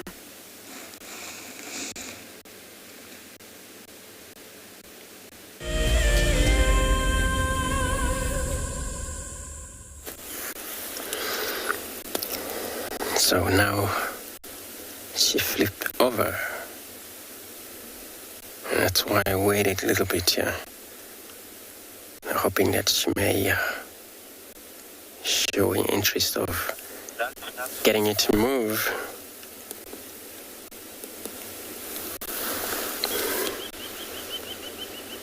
Probably when it's warmer they require shade. Or if it doesn't actually get much warmer, days like this, then they'll probably be happy to be anywhere in the open.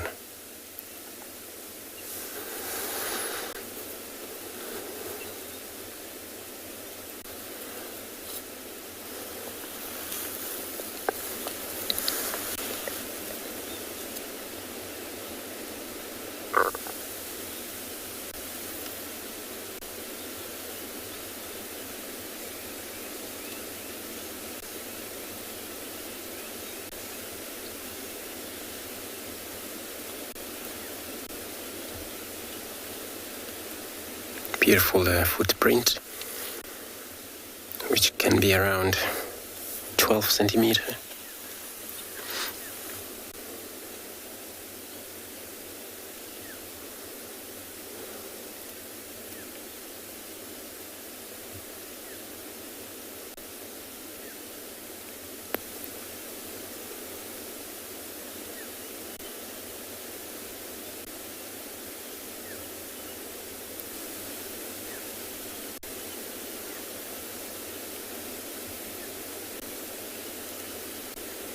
It's also just beautiful to watch them and also listening to all of the birds' audio in the wild.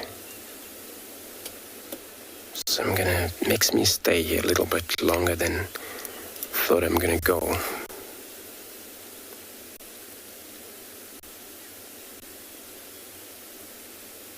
But I'll probably stay here with these two lioness.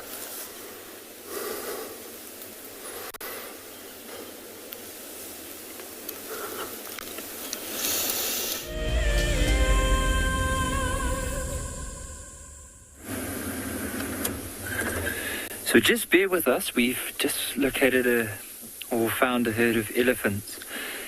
And we're just trying to see if we can position the vehicle so we can have a look at them. You can see they're down a little bit from where we are. They're actually moving towards the river and feeding.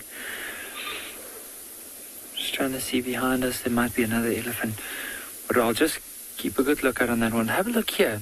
It's a very interesting bird. You'll notice a very bright red beak, a bit of brown on the head, black on the shoulder, and then that light blue on the side. It's a brown-hooded kingfisher. Now, there's a brown-hooded kingfisher is near these elephants because as they're moving and you can imagine breaking the branches, like pulling some of the leaves off, there might be insects that will fly up. And even though it's called a kingfisher, it eats insects. And so if there's anything around, we'll definitely try and grab it.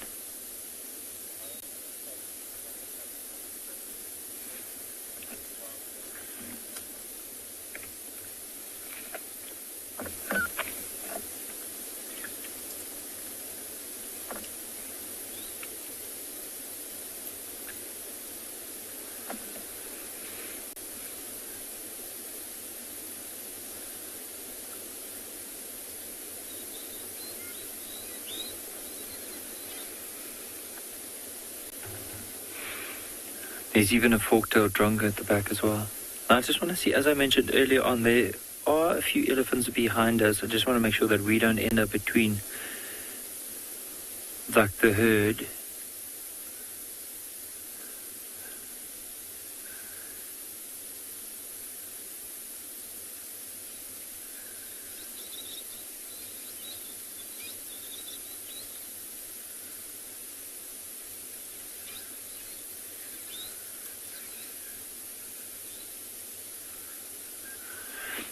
Kara, they do. They actually have quite a few males that will, like when males get kicked out at the age of 16, they'll often join up with older bulls and form these bachelor herds, or bachelor groups, once a herd. And they'll then stick together for quite a while. Sometimes when the elephant bulls get older, they tend to be more solitary. They'll be by themselves. But it's often the younger bulls that will stick together and form a bachelor group.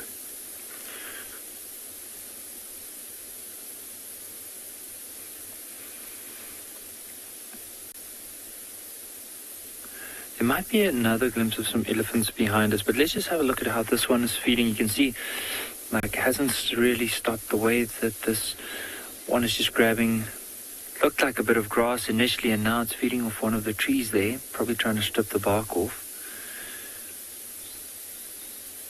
But what I want to try and do is move back a slight bit. There might be more elephants behind us. So let me just move back. Right, so now I need to concentrate because we're on a bit of a rise here, so we don't drive off the rise. So just bear with me as I turn back. Should be around somewhere here. There we go. I just want to see if Owen and I can work together more. Okay, just to try and get a view here. Okay, here we go. Let's give it a go. Just trying to see how many. There's actually a very small elephant there that you can barely see amongst the grass. Oh, and do you see like the one feeding away from us? Just left in the grass. It's almost like the same height as the grass. Right there, down at the bottom. See that female that's now moving? So just directly behind her, there was a very small little elephant.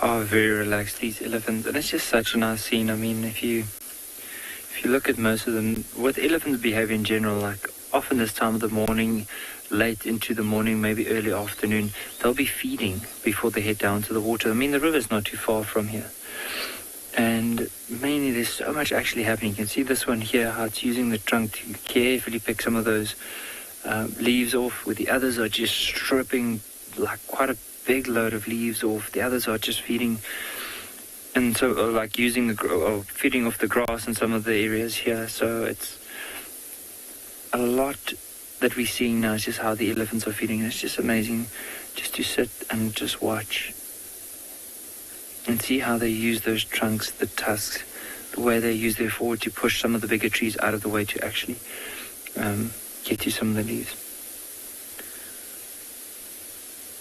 But imagine the amount of leaves these elephants need to eat.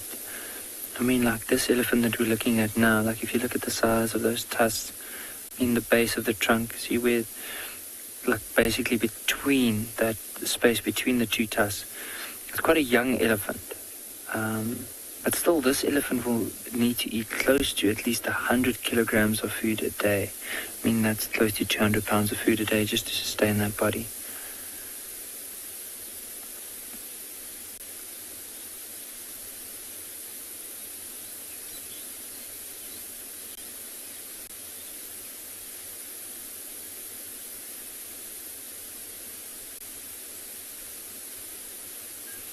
But in the meantime, while we just enjoy this herd of elephants, let's head across to Tswalu.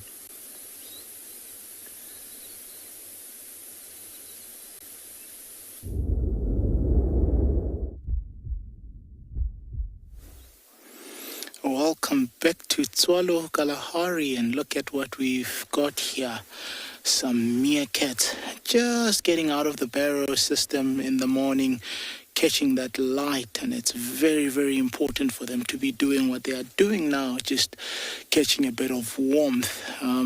Speaking of how elephants need amount of food to keep warm, these guys, first thing in the day, what they have to do is turn those black bellies towards the sun and try absorb as much heat from the sun and get their bodies going. And then from there, you might see them starting to be a little bit active, doing what we refer to often as housekeeping, where they would be trying to get rid of that excess sand in their entrances of their barrow systems. There's another one just coming out.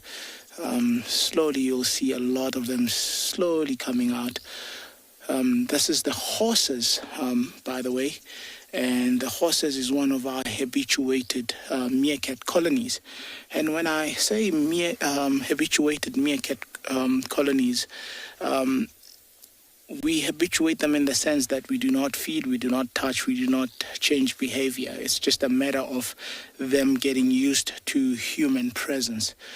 Just clarifying on that word habituation. It's not really that they are pets. Look at that. Already starting to search around for foraging for food, while the others are still just enjoying the sun. Takes a lot of body heat before they can get going. Look at that black belly that I was telling you about. As we know, black would absorb heat and white would reflect it. And look at how the face, on the contrary, would be much lighter. And it's also so that they don't blind themselves and can still be able to see in the far distances. You can imagine these guys, almost anything would go for them. So they're always on the lookout. Look at that, just looking around and making sure that all of them are safe. It's almost a paranoia. You have to be constantly vigilant.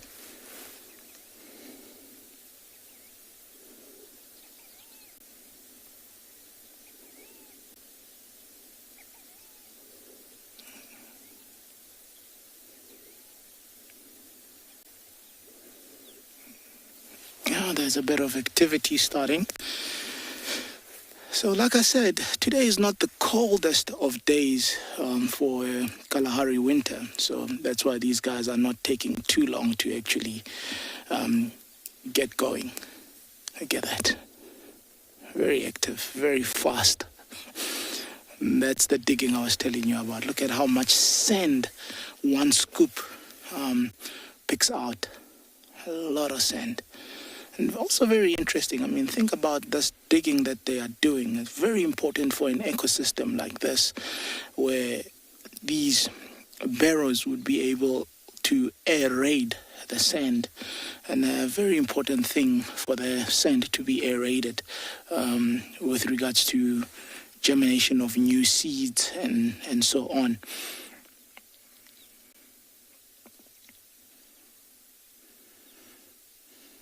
Still a little bit hunched up, a little bit cold.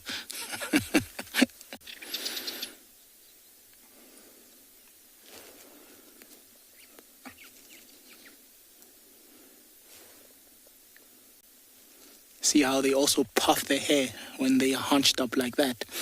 It's just so that what happens is the body will start warming up, and as it warms up, warm air rises. So by actually lifting the fur like that, it actually traps that body warmth and almost makes like a seal around the body of the animal. And that's why they puff it like that. It's actually called aeroerectile, what they've done there. Inquisitive little bugger.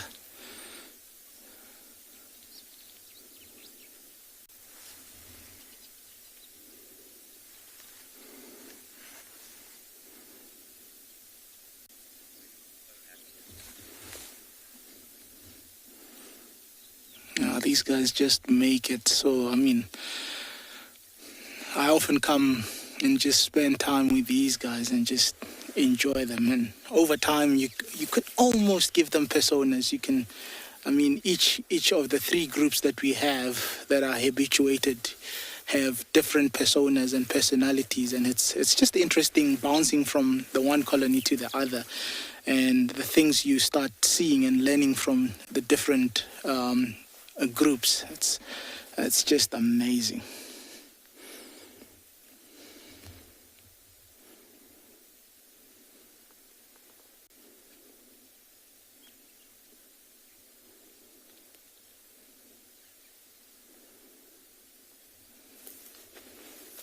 All that work. It's starting to get there. Standing up, looking around, making sure it's safe.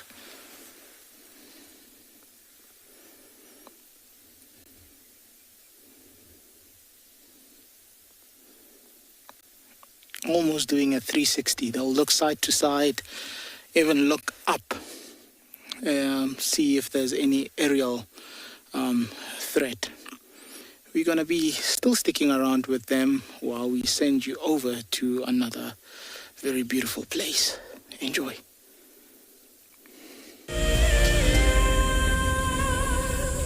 We have another wonderful guest with us, Sergio Real. Sergio is a holder of the Ticket to Dream. I bought a Ticket to Dream because I love WildEarth. All of the guides have been awesome. We've been watching for years, and it's a favorite part of my day to get to watch the drives. I look forward to seeing lots of leopards.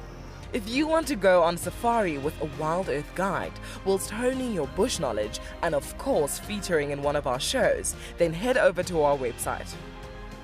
My favorite part of the drive today was definitely an elephant that paid us a visit and came right to our car. Sign up to be a WildEarth explorer and you could be making your first ever on-screen appearance. It's amazing being on a live drive in Djuma. It's just fantastic. The scenery is beautiful and the animals are even better.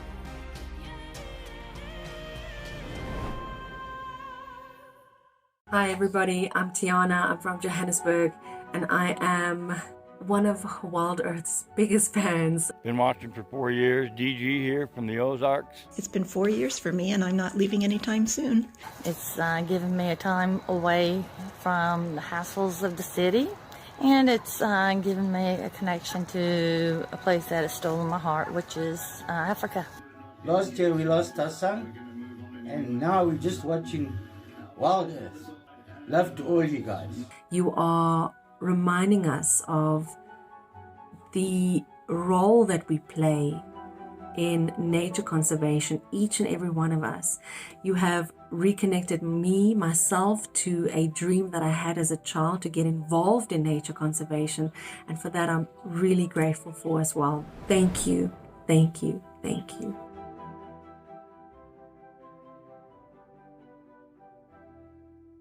It's a huge privilege to be in these incredible places with these amazing animals. I love filming lions. When they do get up and do something, it's always spectacular. When they are playing, are incredibly fun to watch, especially subalterns and cubs. I love being in the bush and working in these incredible places with these amazing animals. We want to bring it to you so that you can almost feel like you're right there and be able to experience it and enjoy it the way we are.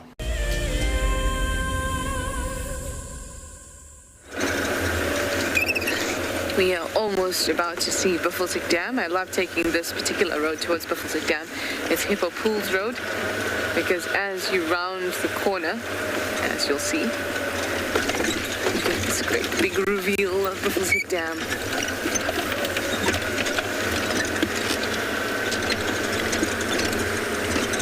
I haven't seen two fresh tracks or anything like that, but I have seen some fresh dung.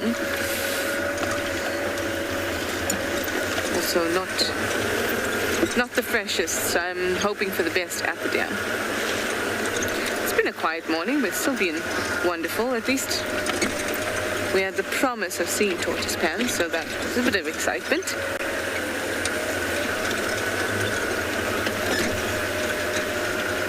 There we go. The dam has been revealed to us.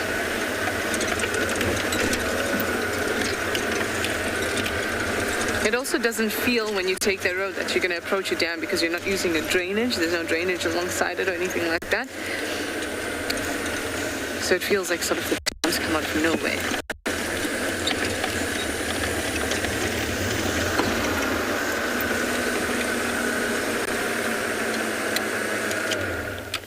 We have a single hippo. At least that's as much as we can see.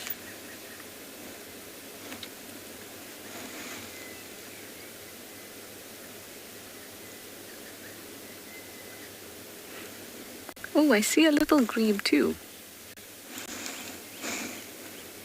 Hi, Bobby Blue. You'd like to know if the water could ever be too cold for the hippo to stay in it. I'm not sure. That's because the average, obviously they have a range in which they can exist. And obviously the temperature doesn't fluctuate outside that range substantially enough for that to cause a problem. And if it had in the past, then those animals that didn't have enough fat or whatever to keep them warm would probably have died off. But it seems that even when we are feeling very, very cold and the dams must be freezing, that hippos are still in it. So they must have a very high tolerance for dam temperatures. But like I said, I don't know what the threshold is, what is too cold for them, because in a time when I've thought that's very, very cold, they've still been in the dams. Oh, hello.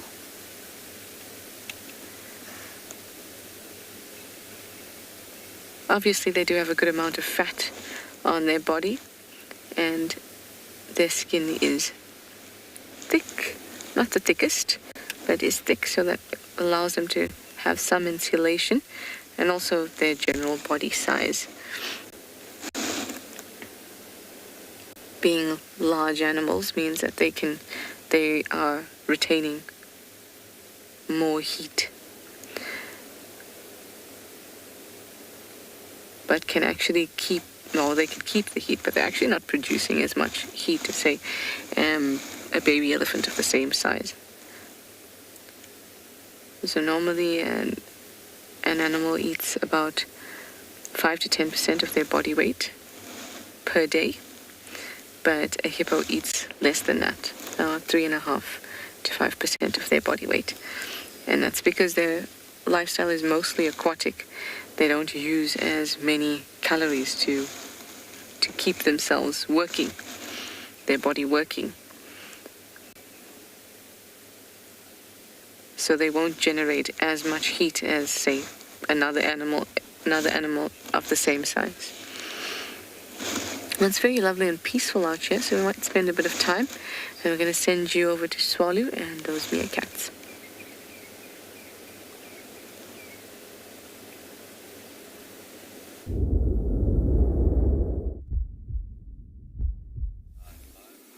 Welcome back to the Hosa group here by Tswalu Kalahari. Not much has still been happening.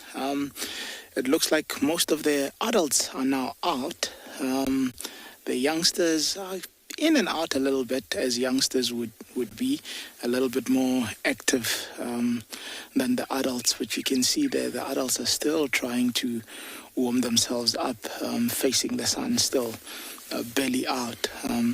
These animals really need that sun. Think about it this way. Apart from getting warm from the sun, it also helps with actually getting rid of bacteria the way they sun themselves.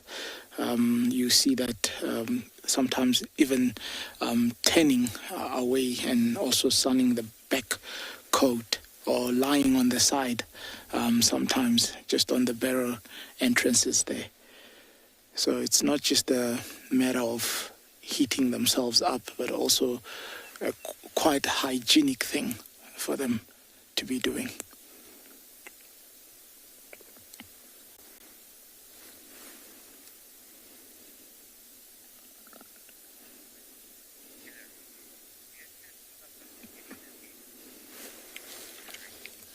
Hilary, do meerkats suffer from any diseases? Yes. As mammals, there's a few things that could affect them.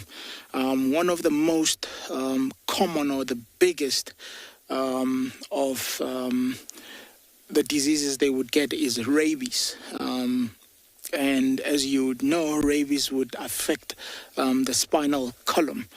But if you think of what I've just been speaking about them having to sun themselves and actually be hygienic that way, things like minge, where minge is a condition where the coat starts almost picking off. If you look at an animal that has minge, it's almost like it's losing fur, but it's not just losing fur. The skin after they lose the fur looks weary. It looks horrid. It looks almost like cancerous.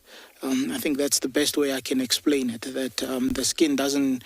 You would be able to see that the animal is not in good health, but one should not mistake it for when it's wet or when the sour grass is actually up.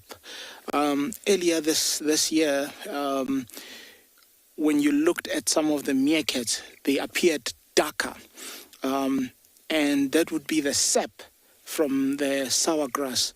As they walk through it, it will actually make the coat very dark. And some people, if you haven't been exposed to that, you might think it's a beginning of a disease or something, but it's actually not. It's just because the grass is so fresh and juicy, and that sap that comes from that sour grass makes them look like that. So, yeah, a very good question to ask is what diseases, or do they get diseases? Yes, they are susceptible to diseases like any other mammal would be. It might not be diseases as what other mammals would get, but the specific diseases that would definitely affect them. And almost, if you think of it, they are not rodents, but closely looking alike. So things like that would also affect them. And as burrowing species also, think about when they go under the ground, things that would affect this their condition of living underground. So those are kind of things that would affect them. Gert, if you go left, there's a squirrel just coming just out of one of the barrows. Now, this is a very mutualistic and a very common thing that you see between meerkat and your ground squirrel that's just popping out. You just see the eye there. It's actually almost difficult to see it, but it's just on the verge of the the entrance there. And a lot of people sometimes ask, is it the squirrel first or the meerkats? It alternates. In most cases, it would be the ground squirrels that would start a barrow system like this, and then the meerkats come and take over. But it's very mutualistic for them to actually share and be in commune with each other, in the sense that the number with the meerkats means there's better protection in the sense of eyes and ears out there. So that's why they can cohabit. And also, if you look at what their dietary is, different dietaries, so they don't really compete for food. So they can actually share a terrain or an area without really having to compete for food. I mean, your meerkats mainly going for insects, scorpions, and so on, whereas your ground squirrels would literally be going for vegetation. So it makes it much easier that they can cohabit in an area. You're still just seeing the nape of the skull there, being very, very skeptical.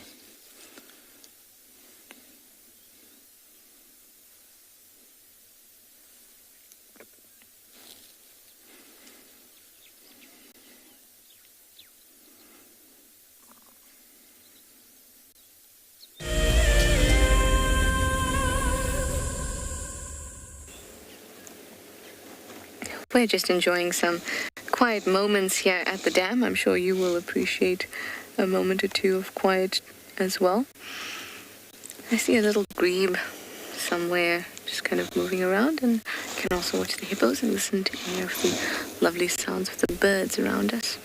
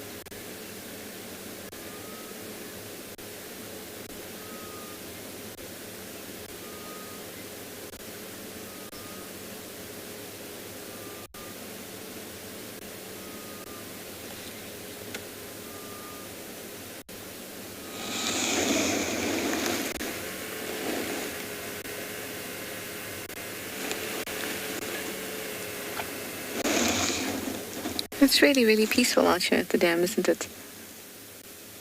I always like a good moment in silence here at Buffelshoek Dam.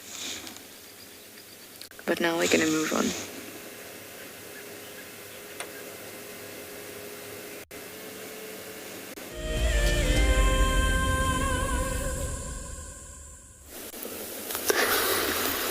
All right, everybody, and she's still just closing her eye, and with her open her mouth like that, and of course they'll eat a little bit,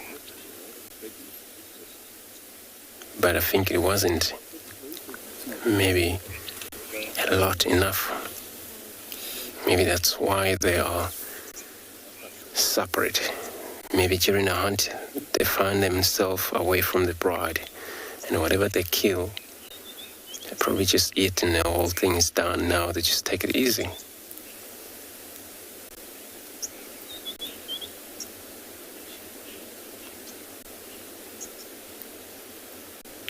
Could be a duiker. Could be a bushbuck.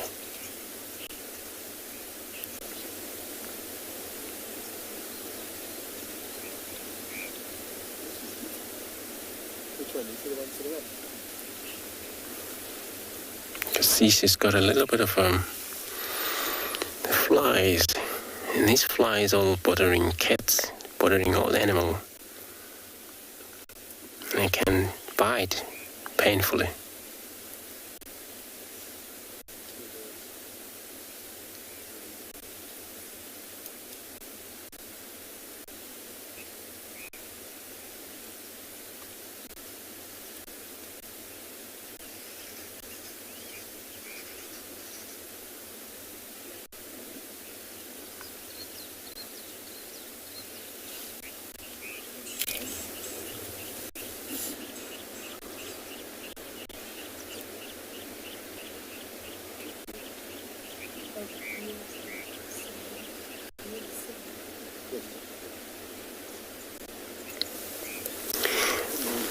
Jeremy, asking if the lion's claws retract.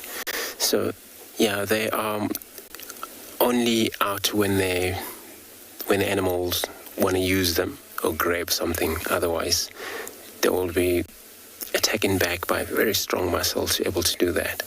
So they truly they like cats at home. But so that their claws so big and they have big paw, 12 centimeter big paw and big claw. So yeah, it's attractive.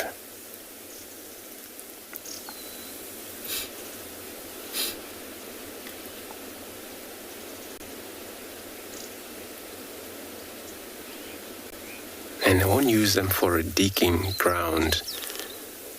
They would try that, but they won't use that claw because then it's wound up, harder to be sharpening again.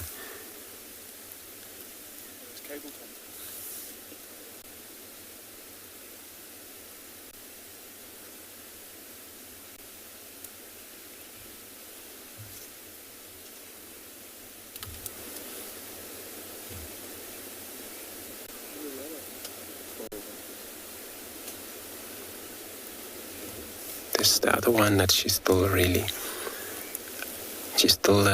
just on the floor, right straight away. Only see along her neck, probably ticks have gotten into her so much.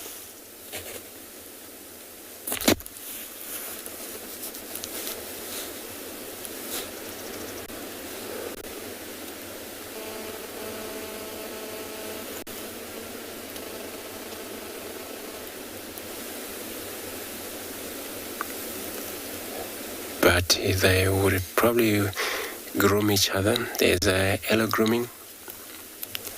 Searches each other's ticks on their faces, places where the animal itself cannot reach. When they're partnered together, they can able to help each other.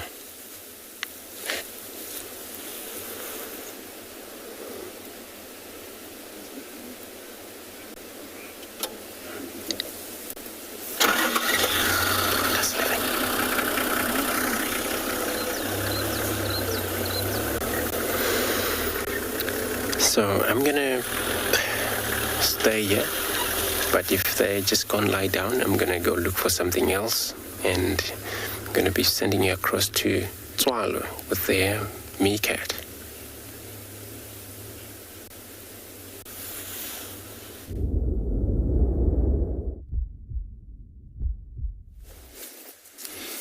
Oh, welcome back. We still with the Meerkats. Now starting to get more and more of the digging going around.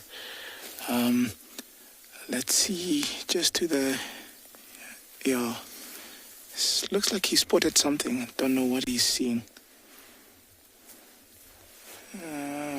Trying to look around to see what they're seeing. All of them just, all of a sudden, just looked at in one direction.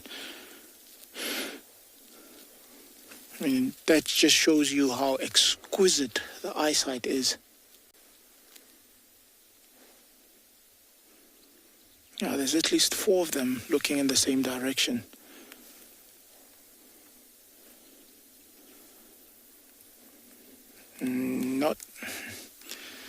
Nothing that I can see.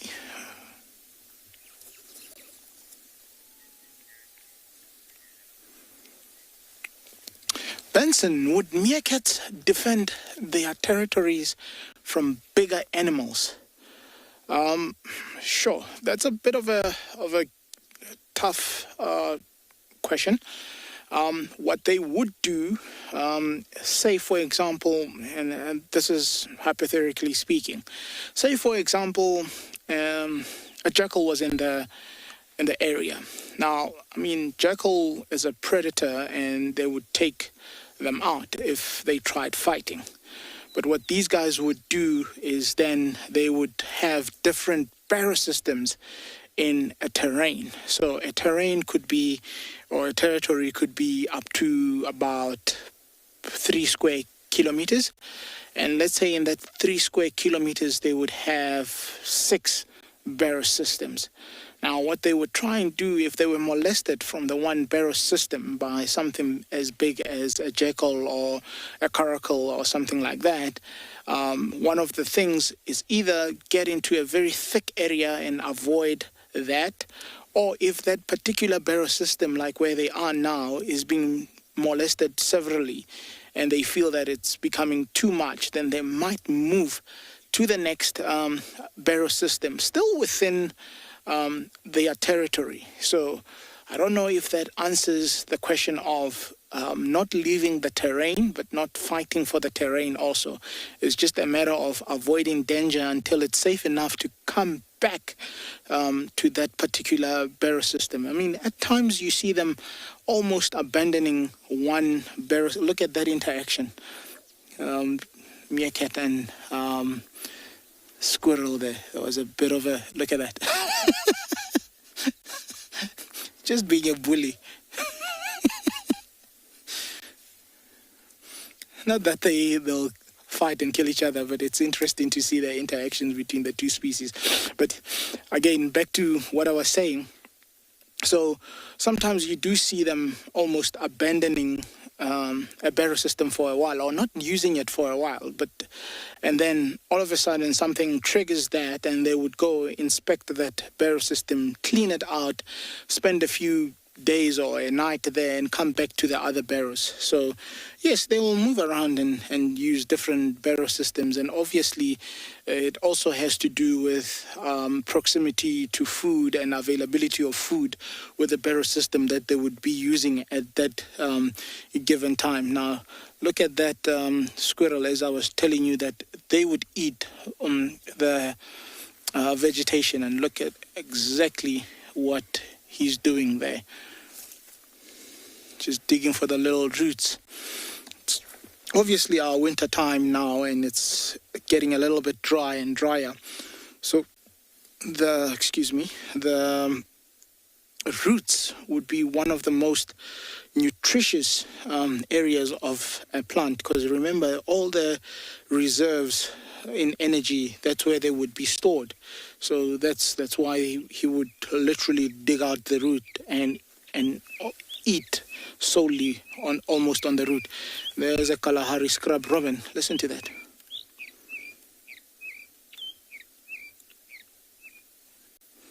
Also looking for little scrapes that might be left in between, as there's digging that has been happening a little bit around here, hoping for little bits of scrapes. So it just shows you how an ecosystem intertwines from birds to animals cohabiting and so on. And that's what the Kalahari is all about. Kalahari is all about different species coming together and making survival, or the different adaptational strategies of different species. And that constitutes the environment, or that constitutes the whole ecology around the Kalahari. It's very fascinating to see that should one element or one animal be removed, how easily it is for the whole ecosystem to actually collapse. I mean, you think of small things where earlier I was telling you that these diggings would serve as aerating the ground, and that being vital for the new generation of vegetation coming through. And you just saw the scrub robin, Kalahari scrub robin, coming through and just following up on what these meerkats have been doing. So it's just an ongoing cycle, on and on and on. Amazing. And this is what fascinates me about an area like this, where you're thinking survival is actually very difficult because of the elements, harsh conditions, very arid. But here we are, and these animals are making the most out of an area like that.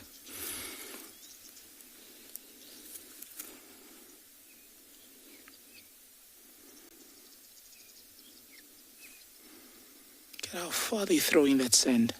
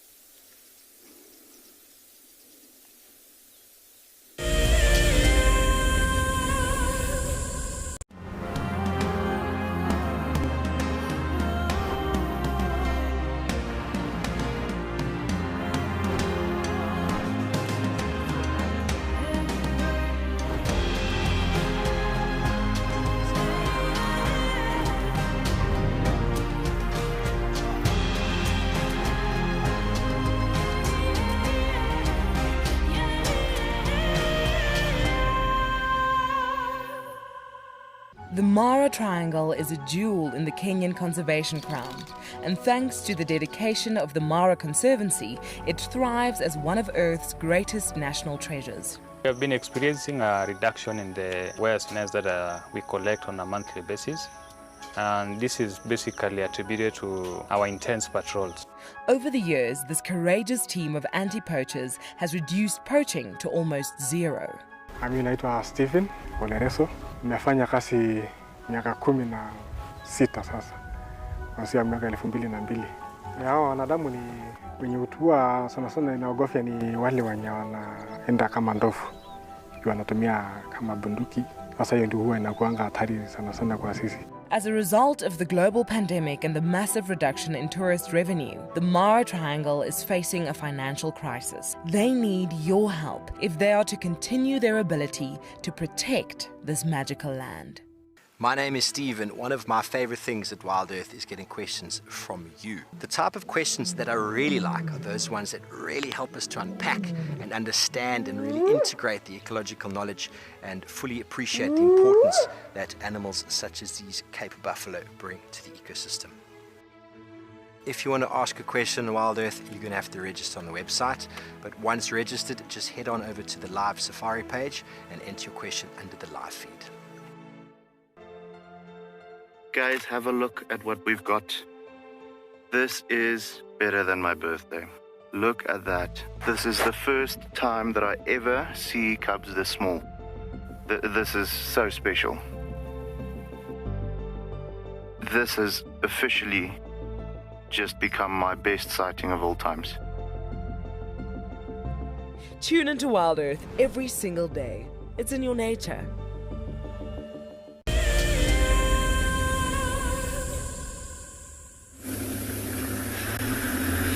Owen and I were trying to do some birding this morning, and there was a beautiful magpie shrike, this black and white bird with a beautiful long tail.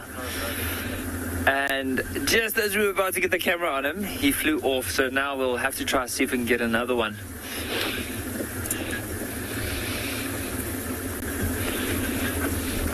We are exploring quite a different part of the reserve this morning. We're exploring an area that's on the northeastern side of Ngala. And the reason why we're exploring this area, there's quite a lot of termite mounds, and hoping that we could see some hyenas. But also remember we said with the wild dogs, if they start moving their dens, they might even take over an old water burrow or old aardvark hole. And so this is an area to be looking out for it. We haven't seen any tracks for science yet, but it's a beautiful part to explore. You can see it's a lot denser than most of the areas we have been driving this morning. So I just wanted to stop here just to show the leaves of these trees. I might just grab one because it's going to be easier.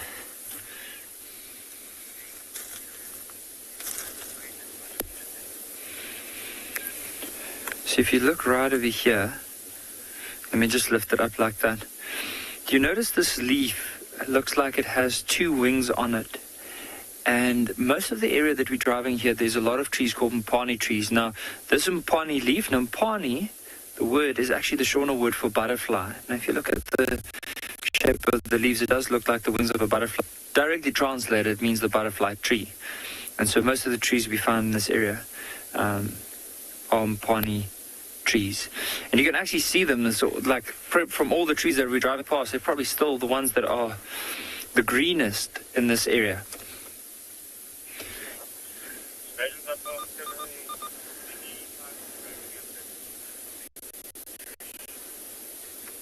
But for now, we're going to Pani thicket, and while we do that, let's head across to Trishala.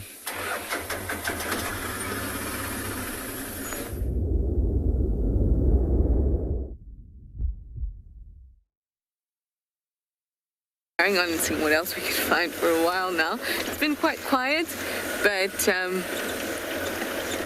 we still have high hopes for maybe elephants in this last half an hour. I'm not near any dams or anything like that. I'm on Aubrey's Road. But I still feel like there may be some elephants around. Not that I've seen tracks or anything like that, it's just a feeling. Actually, it's more for hope.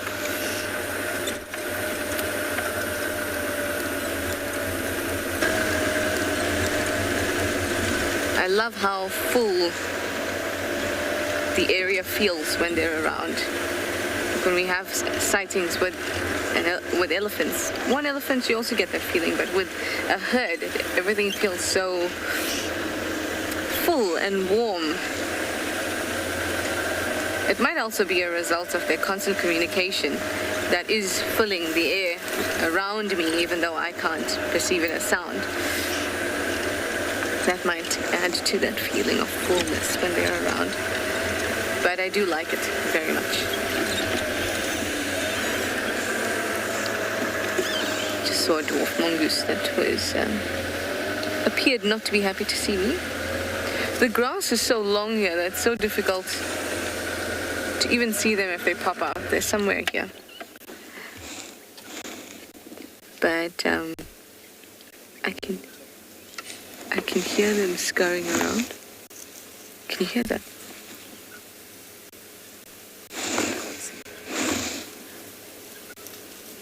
You can see movement.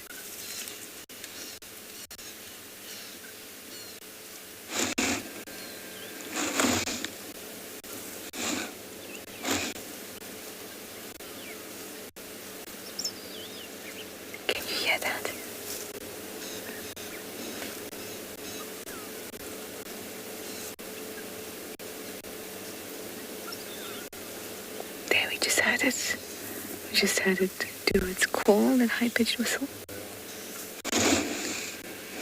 There we go. And off they go.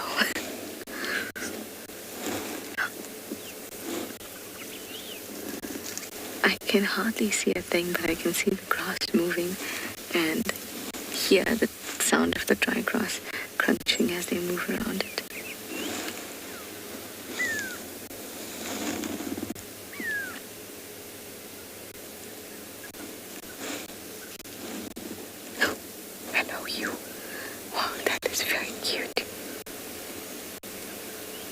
You a poser.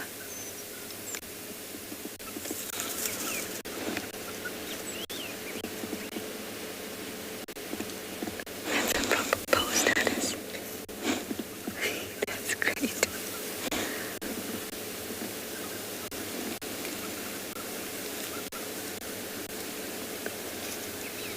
Oh, Morgan.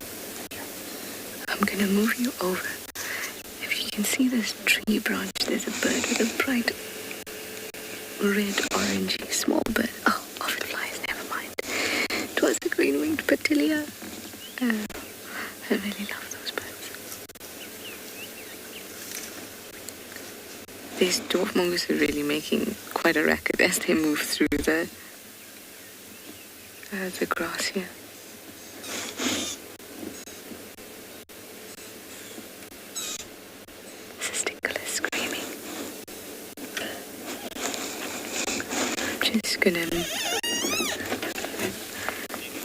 I was gonna say I'm gonna try and roll forward, but I'm definitely not rolling. But in Tswalu, the meerkats are digging at least. So why don't you go over and have a look?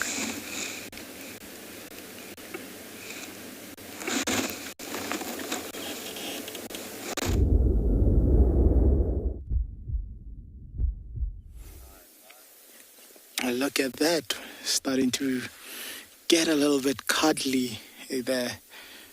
A lot of interaction.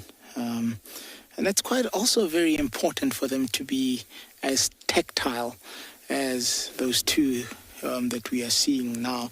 It's just a matter of reassurance and also in infusing or and strengthening, that's the better word to use, the social structure there, and just keeping the hierarchy in contact. And that's why they'll touch each other and stand together and almost cuddle, but also helps with body warmth in general. So it serves for a few purposes at least, that they are as interactive and as tactile as what we see. But also look at how they almost looking behind each other. It's like, I've got your back.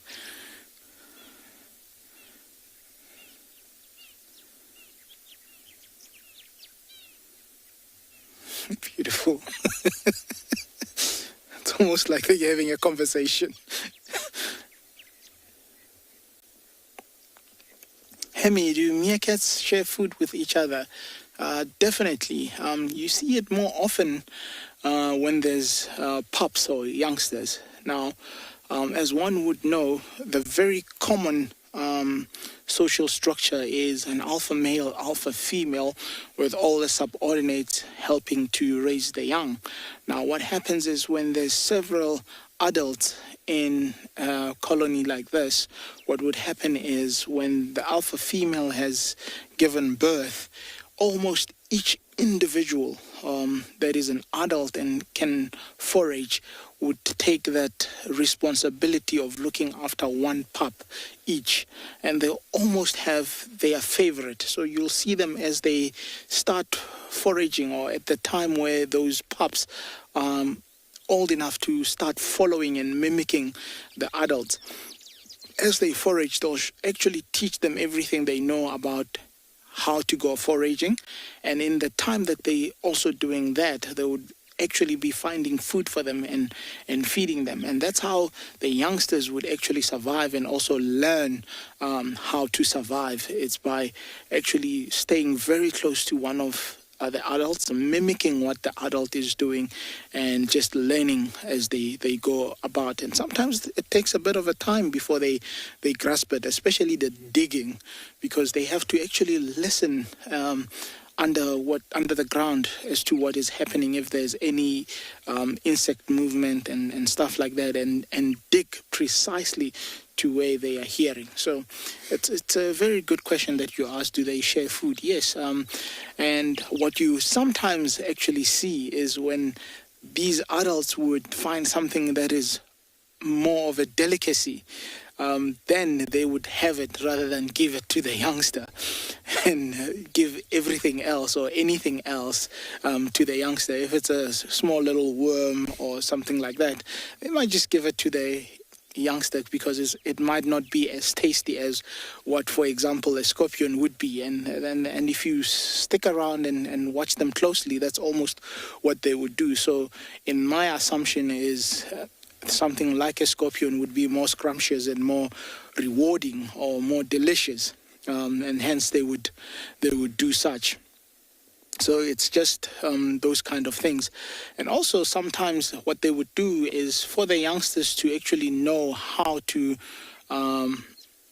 be able to eat something like a scorpion is they would give them maybe a small scorpion, let the young one be stung and know how to deal with the sting, for example, that when they do get a scorpion, the first thing to go for is actually nip off the sting, and then they can eat that scorpion, which, I mean, is another question. Do they get affected by the sting of the scorpion?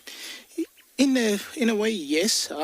Once they've been stung, sometimes you actually can see the swelling and where the sting has gone. And after a few days, it will actually subside. So it's a lot of learning and a lot of caring. And these animals are sociable animals nonetheless. So that kind of behavior is going to be eminent and prominent amongst them, that one way or the other, they share something that they find foraging.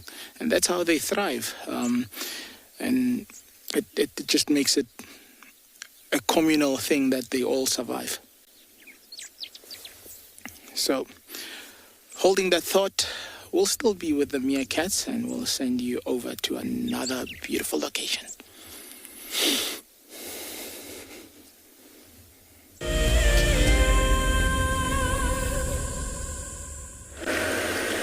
I am in Western quarantine now. I see a squirrel. Hello, squirrel. We were just talking about squirrels and meerkats sometimes sharing burrows. It's just sitting there on that. You sometimes get squirrels and dwarf mongoose hanging out together here as well. Sometimes they will share areas to rest in, but squirrels prefer to be in little trees or little holes in trees than the termite mounds here.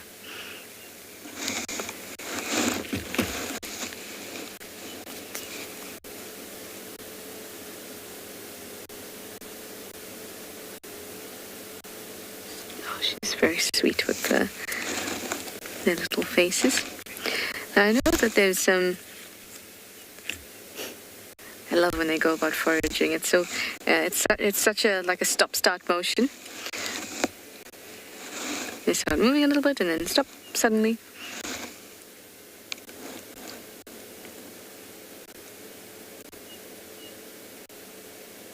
Under this marula tree, looking for, no doubt, a marula nut.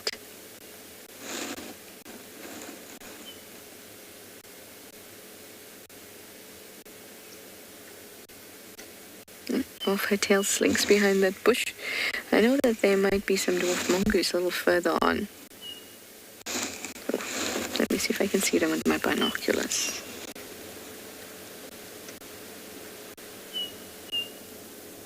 Nope. They're sometimes here on this road. She's still there behind the branch, but she's moving off quickly. This is a great time for her and for other squirrels to actually be hanging around on the ground and on trees to get nice and sunny. This marula tree is a great one. But any tree with a nice little hidey hole for them and a nice branch for them to spread out on, stretch on, would be great to absorb this lovely sunlight that's coming through the clouds this morning.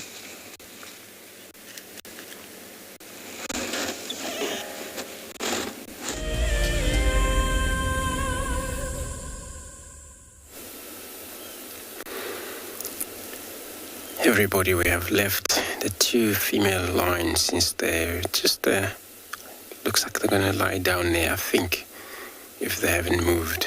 If they don't move, then for the afternoon it would be great to check around with them. But now we have found the dwarf mongoose just maybe about to come out to start to forage.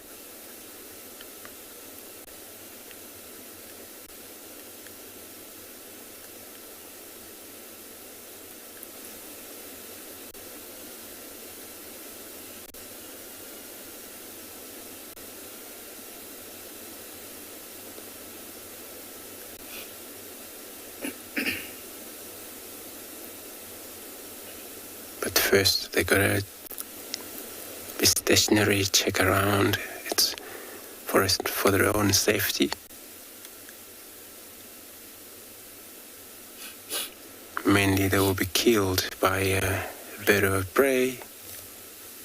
A leopard would kill them. Sorry about that.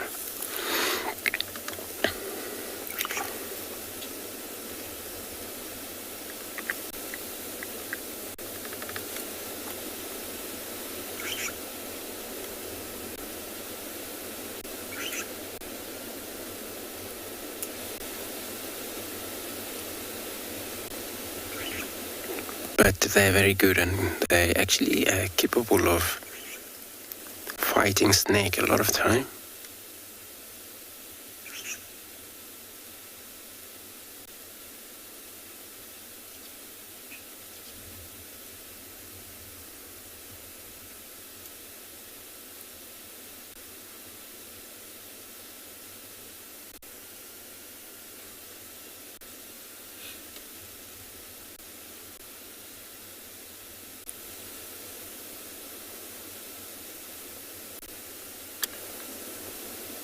and they're always in that color, dark browny.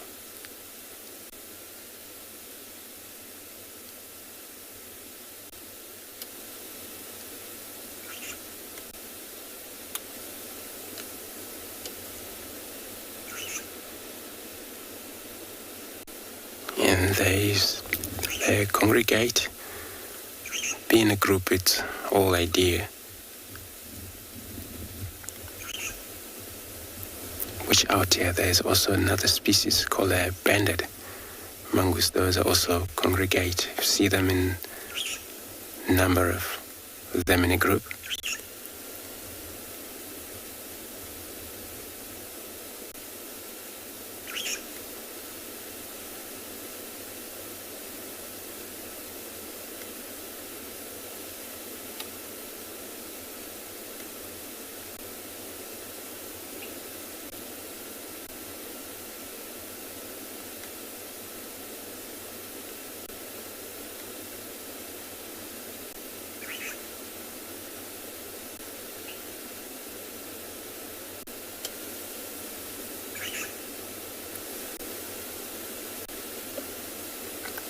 They're looking around.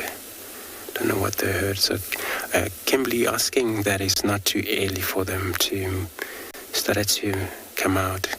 No, it's not actually. It's a great timing. What happened? They sometimes be either slightly late to come out because of maybe not knowing yet whether it's already clear enough for them to move out. Where it's always important for them to have such a bird, which is a hornbill, would come land near where they slept last night, and they give a specific call that for them to come out. So then they know immediately it's a daylight already.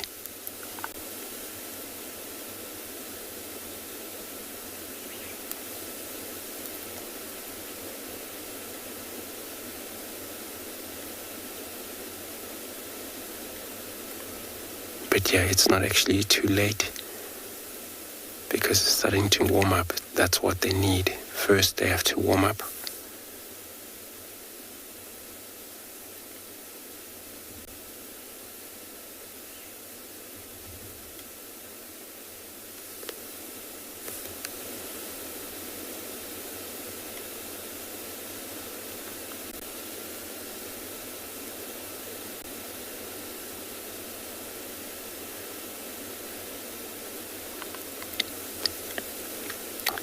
So yeah, it looks like maybe the whole member will come out. Those one are just the first to please see what is safe for everybody to come out yet.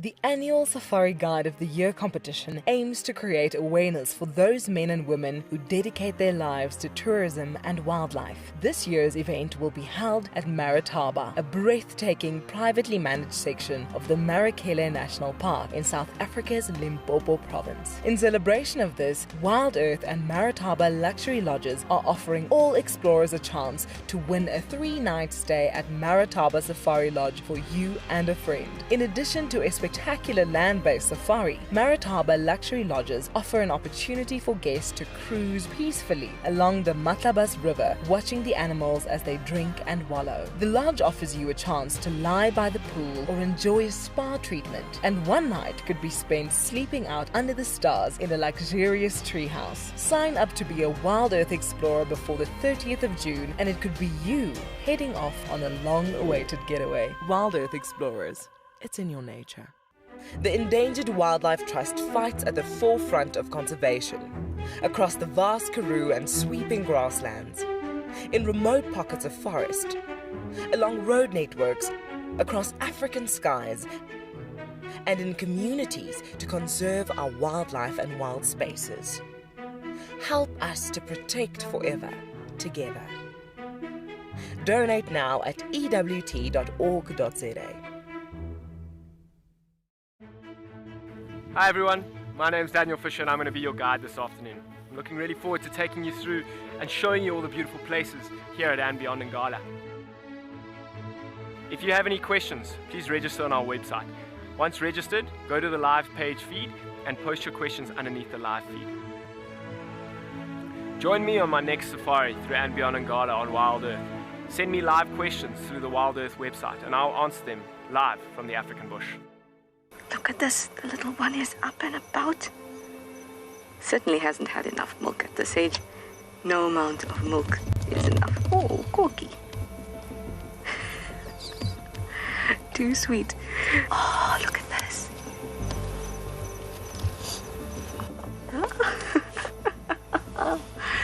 That is stunning. Tune into WildEarth every single day. It's in your nature.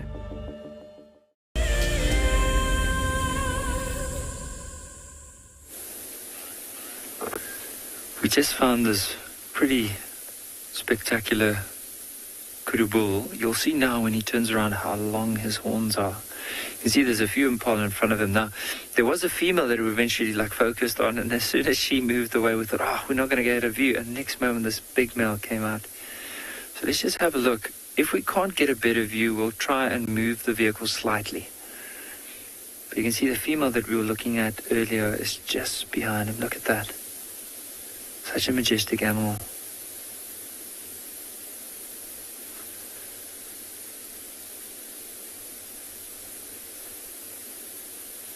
You know what we can do though, is because he is moving in behind that tree, let's just wait until we can't see him anymore and then we'll move forward and see if we can get another glimpse.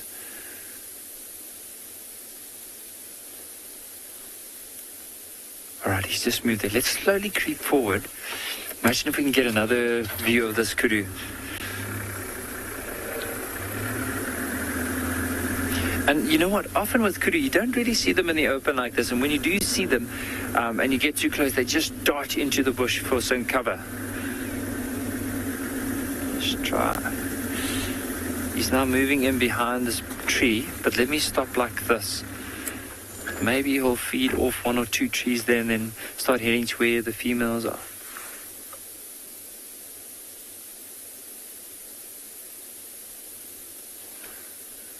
He's not playing along with us here. But you know, you can see the impalas moving to the right there. Maybe the females, if they do follow those impala, we can see that bull again. But even the females, look how beautiful they are with that white behind the legs. You can see when she's moving, her ears are actually pointing backwards, so that if something has to stalk her, at least they'll be able to hear what's going on around them. But that male, I do agree with of his, was very spectacular.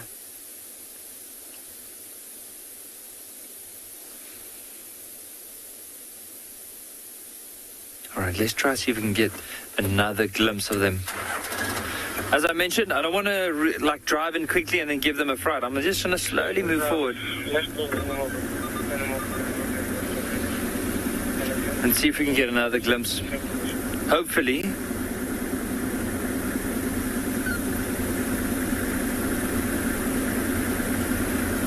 I can see that bull right through here. I'm going to stop. Oh, and how's that? Okay. Well, we might not see his face properly, but we'll be able to see some of this kudu bull. I see the female there feeding, and then just off to the bush on the left, you might just see the horns of this big bull.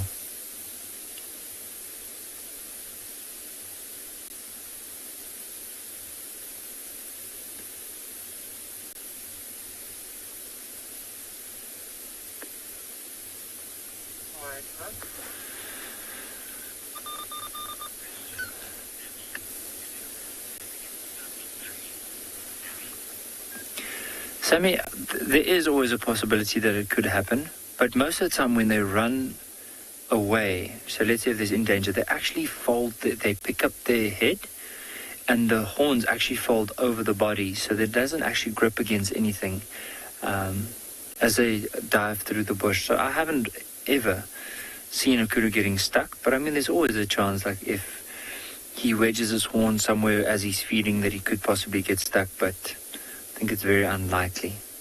Chances are a lot better for him to get it out and actually move. But you can see how the horns actually form like a V shape, so it's not close together, it's spiral, but there is a bit of a gap there. So when he lifts up his nose and his head, it actually pushes down on either side of the neck, which allows him to run through dense areas. You'll see now as he's moving, maybe he'll even bend his head back so the horns fold in. Hopefully we'll be able to see that.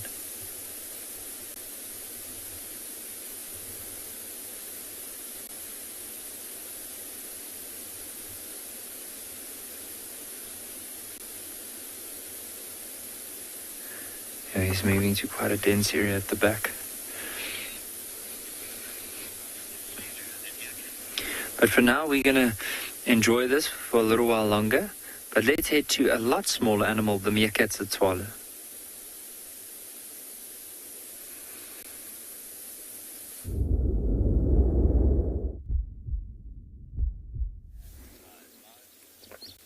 Welcome back. Now there's a little bit of activity starting to happen. A few of them now, we're starting to see them just digging about, and some actually looking like they're getting a little bit interested in maybe starting to go forage. All of them just went under. Don't know what happened there. Just give it a bit of time and see if they do come back up.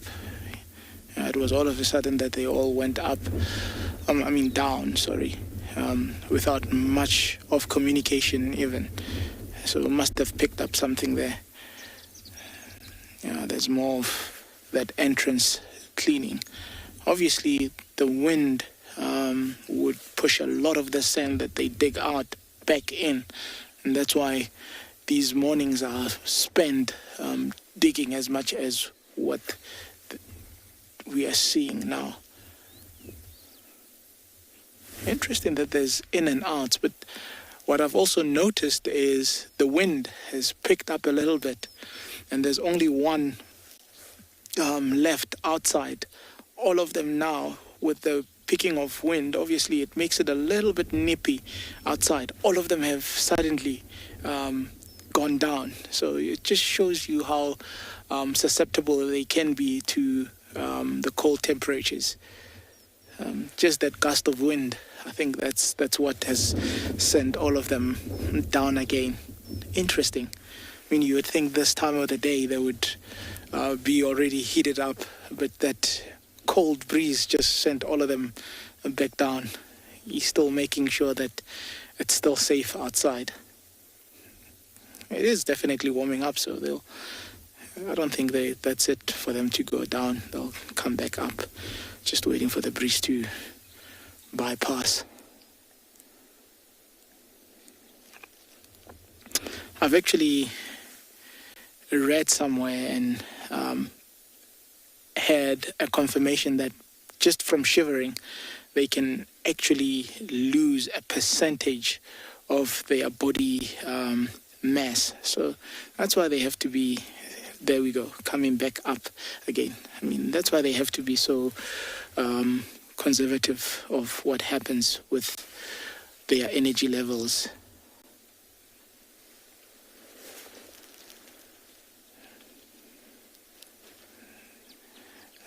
Now look at that crouching and moving about.